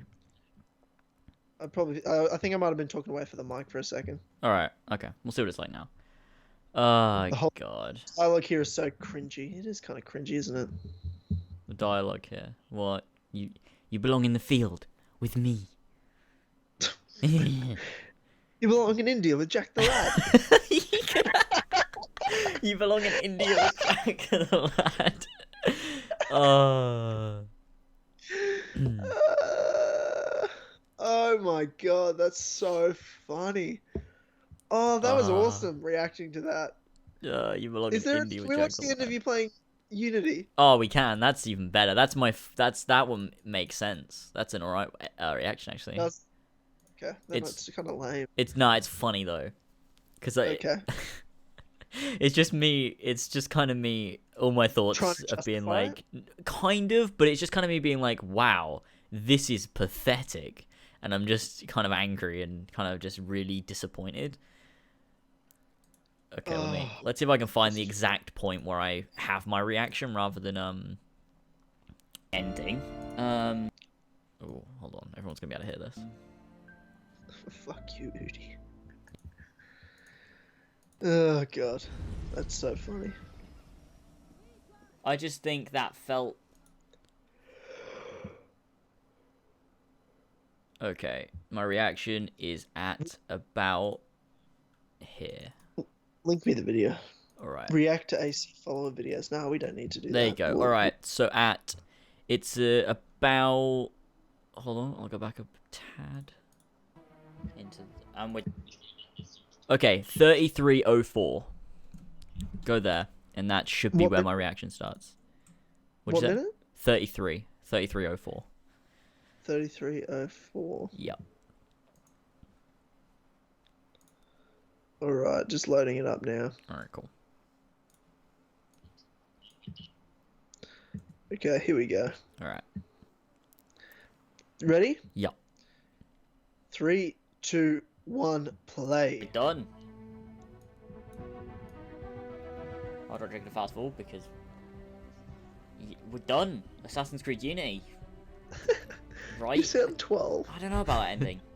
My god, I don't believe what I'm seeing. My I god. won this fight 2 centuries before it started. My Well done, god. kid. I don't think Abstergo will bother searching the catacombs for Germain's body. The bones are going to be too damaged, too decayed. We're in the clear This is at the this stage. worst ending of all time. Oh, it's so bad. Until we contact you again, the best you can do is continue searching Arno's memories for anything else you might have seen. Like rare historical data, more DNA samples, anything to help our cause. Fuck off, Bishop, you Protect stupid Luigi. slut. Count on it. That's it. Well, it wasn't the most satisfying ending. It's like a sigh of disgust. You know, it was pretty Satisfying good, ending. but it wasn't a satisfying ending. It wasn't really satisfying in a way where it's kind of like, oh man, that was great. Like that was kind of just nah. Not satisfying, would you say? Yeah. Kind of felt pointless, in a way. Elise's death wasn't even that sad. We killed the sage, and it was pointless anyway. Like pretty much the whole game, he's trying to find the sage so we can stop Abstergo, and it was pointless anyway. He's a legit point. That's a legit point there, James. I'm Good really job. happy I wasn't just like, oh, it's amazing. I don't know. I quite like the little speech at the end, though. Wow, Bishop, Wow. wow. But What speech I don't know, at the this end? game, I don't know. With Arno, you know, the whole... Yeah, oh, of course. Yeah, good point. I just think that felt a little bit pointless. I mean, we've got the Sword of Eden now, which is pretty sweet. Is it though? Is it though, James? No, not really, no. Is yeah, it pretty there we go. sweet? Assassin's Creed Unity, everybody. You've gotten less We British waited a pretty in long the time for past that 2 game, years, I must and admit. You sound I've British as played it, fuck in this. and True. I don't know. I still don't know whether I prefer Unity or Rogue. It was a good game. Unity was really, really good, but I think what let it down a lot was the glitches at first, which obviously I can't really say about. Like I've got to sort of talk about the game itself. I think the game was good. However, I just think maybe the ending wasn't the best. I think the ending felt a bit unsatisfying, and I don't know. I just don't think the ending was the best part. Like, I really don't think the ending was that great. It all kind of led up to nothing, in a way. And there was nothing really to do with Juno, nothing to do with the first Civ, nothing to do with the modern day. It was a bit shit, to be honest. The ending. It wasn't really that great. Yeah, there we You go. guys might think differently. He Tell me what you think in sixth comments the below. landing. I hope you enjoyed Assassin's Creed Unity. There if we you go. did, be sure to smack that like button. That's it. Absolutely That's amazing. it. I'm very proud of you, James. That was my initial reaction to Unity. Was my true reaction to Unity. Yeah. Just the line. It was a bit shit, really. That's to be it. honest. It's a bit shit, to be honest. I didn't really like it, to be honest. That's Joe. Great. I want to see. I'm like, how do I react to anything? Because I don't do live walkthroughs. I'm like, what did I react to with Jack the Ripper DLC? Yeah. I did Jack the Ripper. Oh, no, the funniest bit is my reaction to Jack the Lad. It's so funny. When I just lose my shit, I'm like, no, you didn't fucking do that. Oh, God. Oh, what do they call it? Jack the Lad. I fucking started shouting. It's so funny. I love it. Oh, God. Brilliant.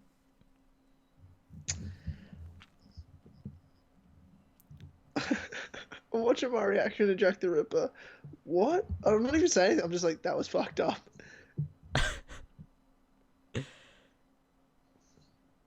I'm not saying anything. Watch the Rogue What the- ending. We already did that. We just did it. Assassin's Creed 3 and Revelation. See, my 3 one wasn't actually my reaction because I lost my original footage, I think. So I had to re-record it. Shit. What, did you pretend you'd never played it before? No. I made everyone aware that it was re-recorded. But it's kind of like me reacting to it a second time. It's kind of like, oh, I loved this bit. It's really good. It's a really good bit. I really like this bit. It's quite good. That's what I used to sound like. Jesus Christ. That was the day the new community was born. A very hateful bunch. Yeah, my reaction to Jack the Ripper's lame. Like, it's literally, I literally just break it down. I don't say anything that I could laugh at or... That's really boring. What was your I'm reaction such a to the boring Jack the guy. Lad section where you go investigate the picture? I think I kind of just missed it. You know what I mean? Like, kind of just glossed over it. Really? Well, I That wasn't really paying made me angry. Like, I got really angry.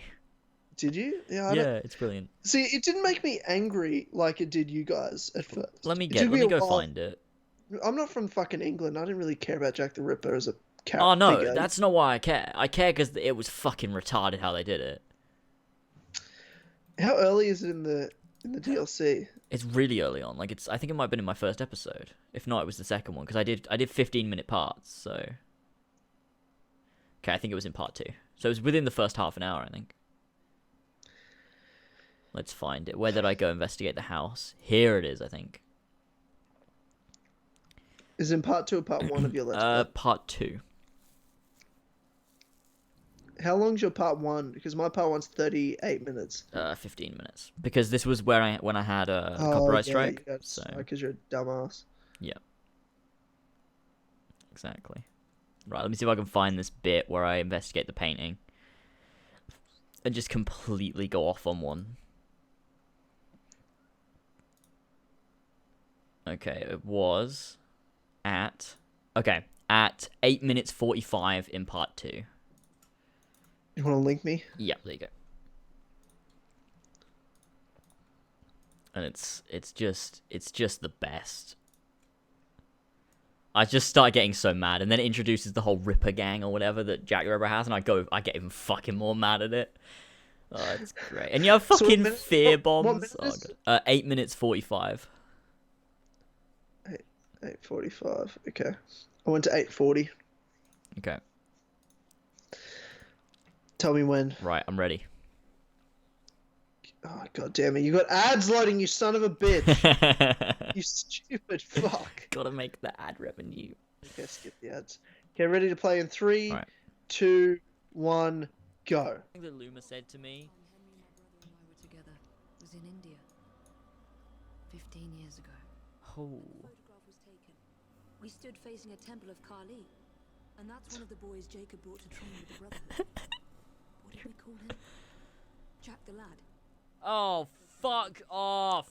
Fuck off, game. You just fucking revealed his identity. Not 25 minutes in. Now I know it's the kid because Jacob fucking knows him. You fucking retarded developers. Why not save it for the end? Why would you do that? Oh, you're all fucking dead, right? Anyways, fuck it. Fine, fuck it.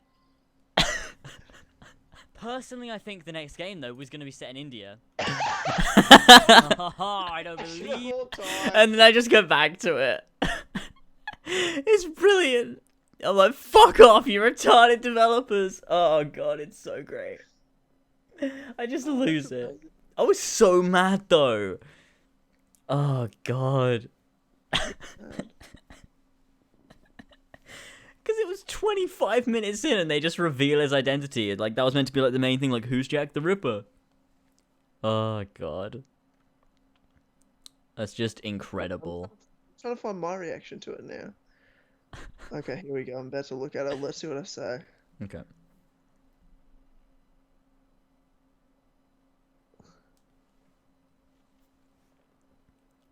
Literally say nothing. Hang on, wait.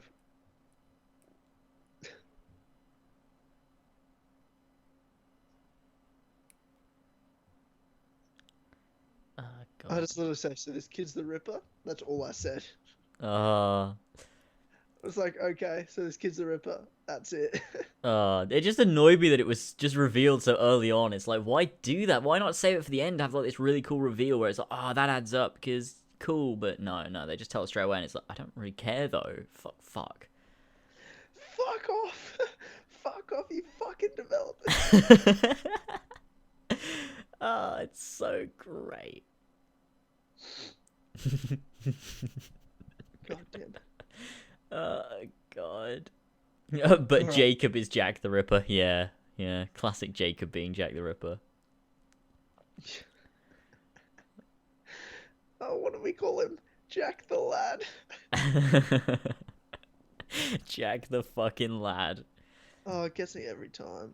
I'm gonna change my Twitter to Jack the Lad at some point. I'm just gonna be Jack the Lad for a month. Oh, yeah, God. Sounds perfect. For sure, just be professional and be James, though. But anyway. Stealth is fucking broken. Yeah, that's a good one as well. That was brilliant. Alright, Jesus Christ. I did have another point to talk about, but we don't really have time in this episode of the podcast. I might save it for the next episode, so we have more content to talk about anyway. Tell us what it is, though. Which was an Empire thing, and you didn't want to talk about it. Okay, good. Because fuck that. What was it, though? What was the thing? It was the Codex Network wrote an article about multi-pathways and stuff. Oh yeah, I saw that. I didn't read it because I was a bit lazy and couldn't be bothered. But okay, well now you've got 2 weeks to read it, so maybe figure that out at some point. I'll skim it. And then we'll talk about that with Nick and stuff. All right, sounds good. Yeah, cool. Yeah. So I guess before we wrap up, because we've got a few minutes to go on the episode. We do indeed. We've talked about some cool shit, a lot of games, a lot of banter's been had. I loved reacting to that shit. I think we should do that more often, react to each other's videos later on. Mm-hmm. Go to some OG AC follower stuff maybe one definitely. day, never again. This is the last podcast for 2016 that's just you and I, and that's live with everybody. Yes, it is. So I guess we could do for the next, 5 minutes or so to end up the what I'm now calling the Going Deep segments of the podcast. Good. Where I could say to you, James, or I could ask you the question, James, where could this podcast be this time next year? I don't know. We're already at the top, so I mean. That's true. Just stepping on the rest of them, kicking Luma in the teeth. Step on their chest until they stop breathing. Yeah. In a year, I don't even know, because like, where were we a year ago? From now, we did the Luma interview, and we just done Victoria Atkins. Oh fuck! Well, yeah, we've come a long way. We did episode 12 to end last year. Yes. We started episode 1. So we did 12 episodes in 1 year. This year we started with episode 13, and we're going to end with 37. So that's crazy. 25 episodes this year. Yeah, so we've basically kept up, except for like a couple of times, we've kept up our whole once every 2 weeks thing, which is pretty good. Well, every time, once we started, we did it once every 2 weeks. We had like 1 month off, but we did it then back to back to back weeks to make up for it. True. The only thing is because we're ending a little early and we're not starting until a little later. Mm. So we're just missing what the week it would be New Year's weekend, which we skipped that podcast weekend. We did the same thing last year. So, I mean, Yep.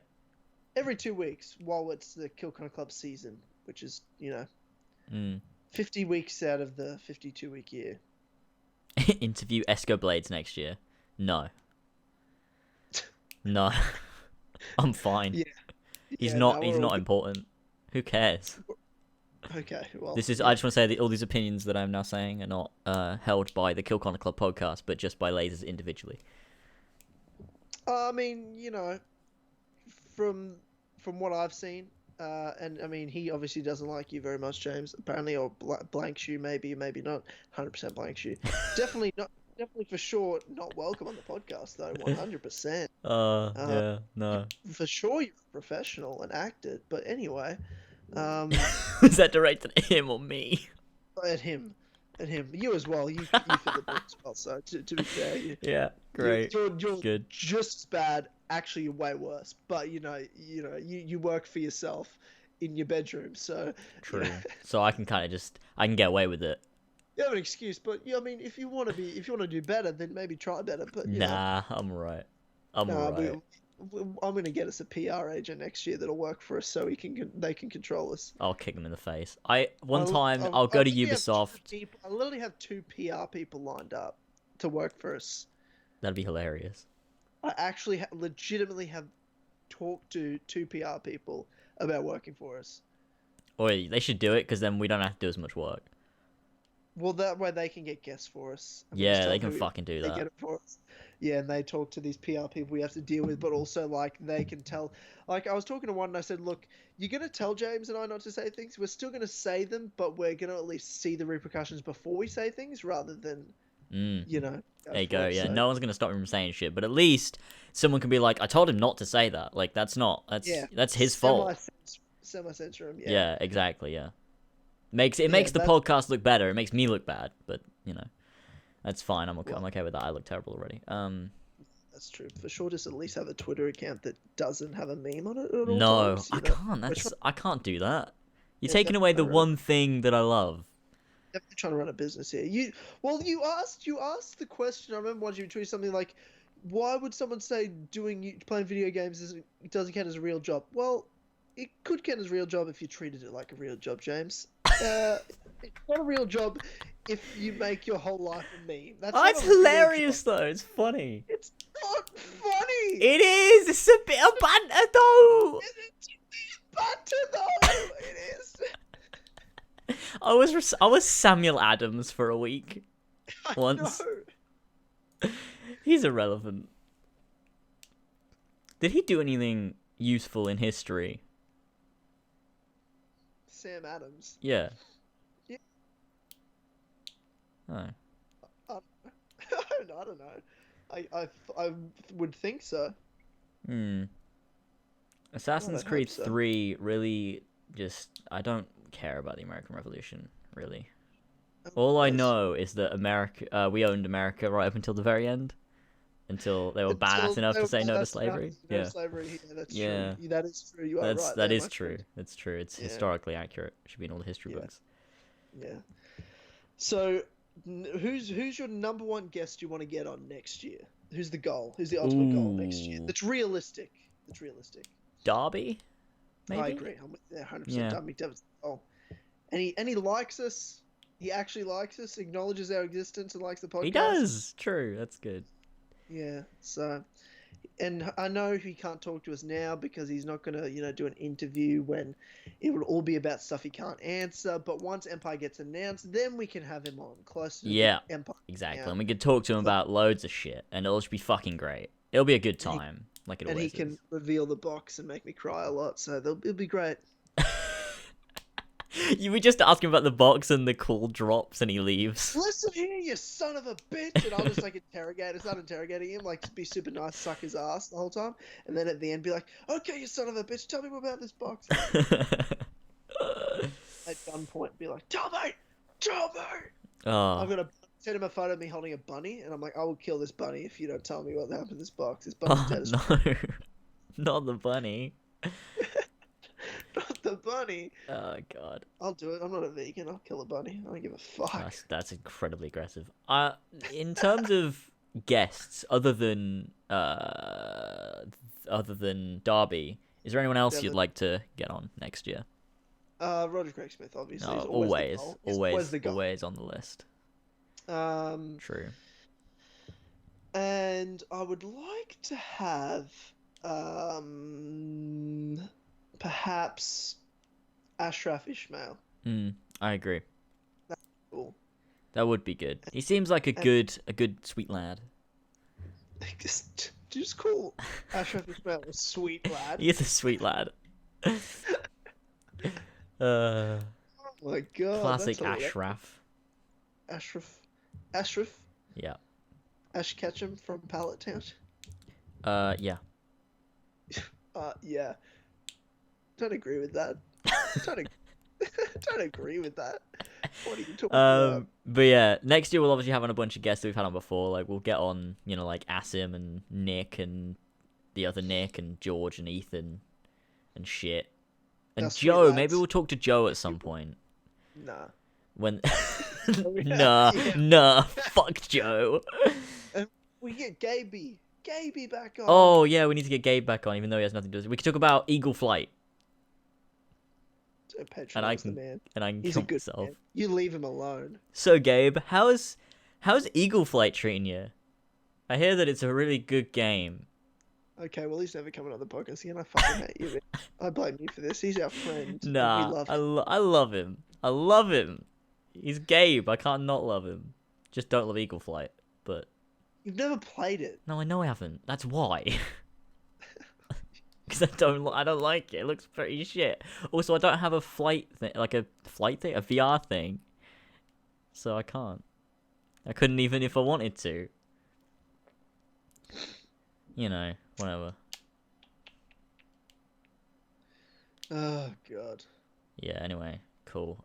Yeah. For 2017, it's gonna be good. We're good at it's gonna big be year. And it's gonna be lit, fam. That's what Man, the kids say, right? I was so lit last night. I'm trying to appeal Um, to the bigger Trying audience. to, well, Watch Dogs 2 taught me that's what kids say. Yeah, exactly. Man, I was so lit last night. It was so lit. Oh my What does God. that mean? What a stupid game. What a stupid game. They ruined one of my favourite games. Bloody Watch Dogs. God damn it. Can't they just be normal? Can't they just actually follow trends of actual quality video games rather than thinking how many tweet impressions they got and they're like, that's what we're going to make our game about. We got more tweet impressions on that.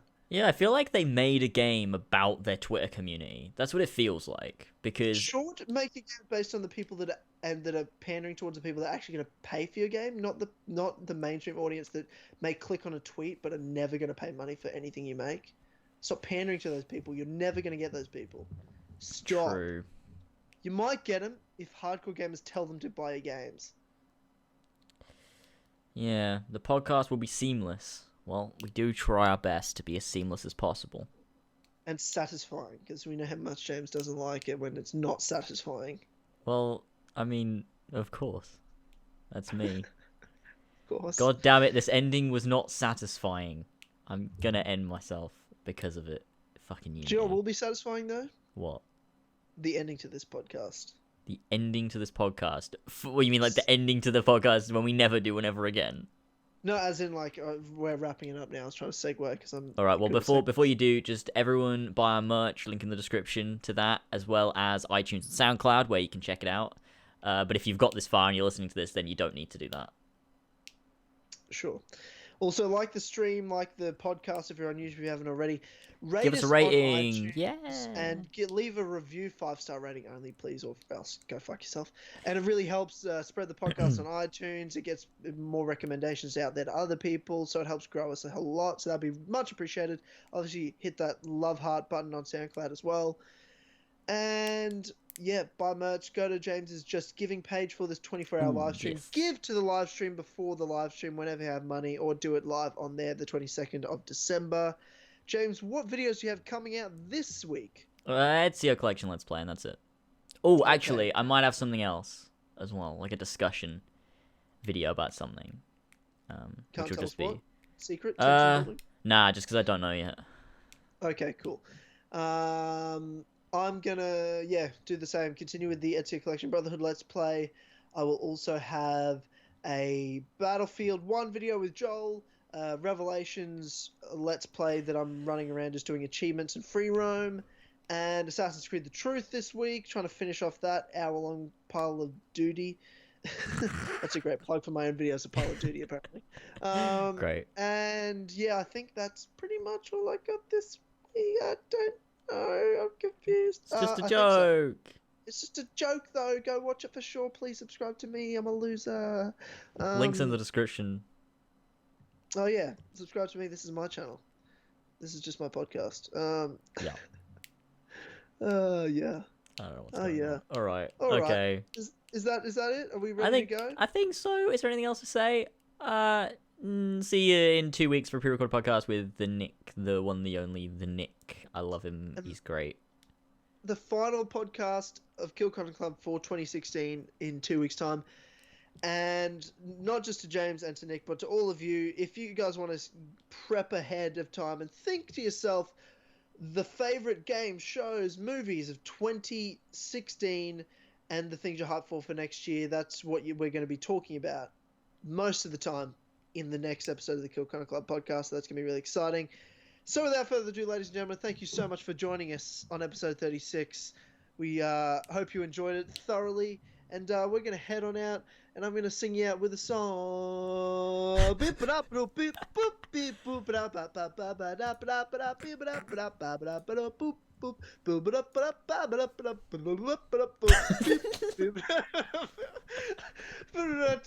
Kill Connor Club.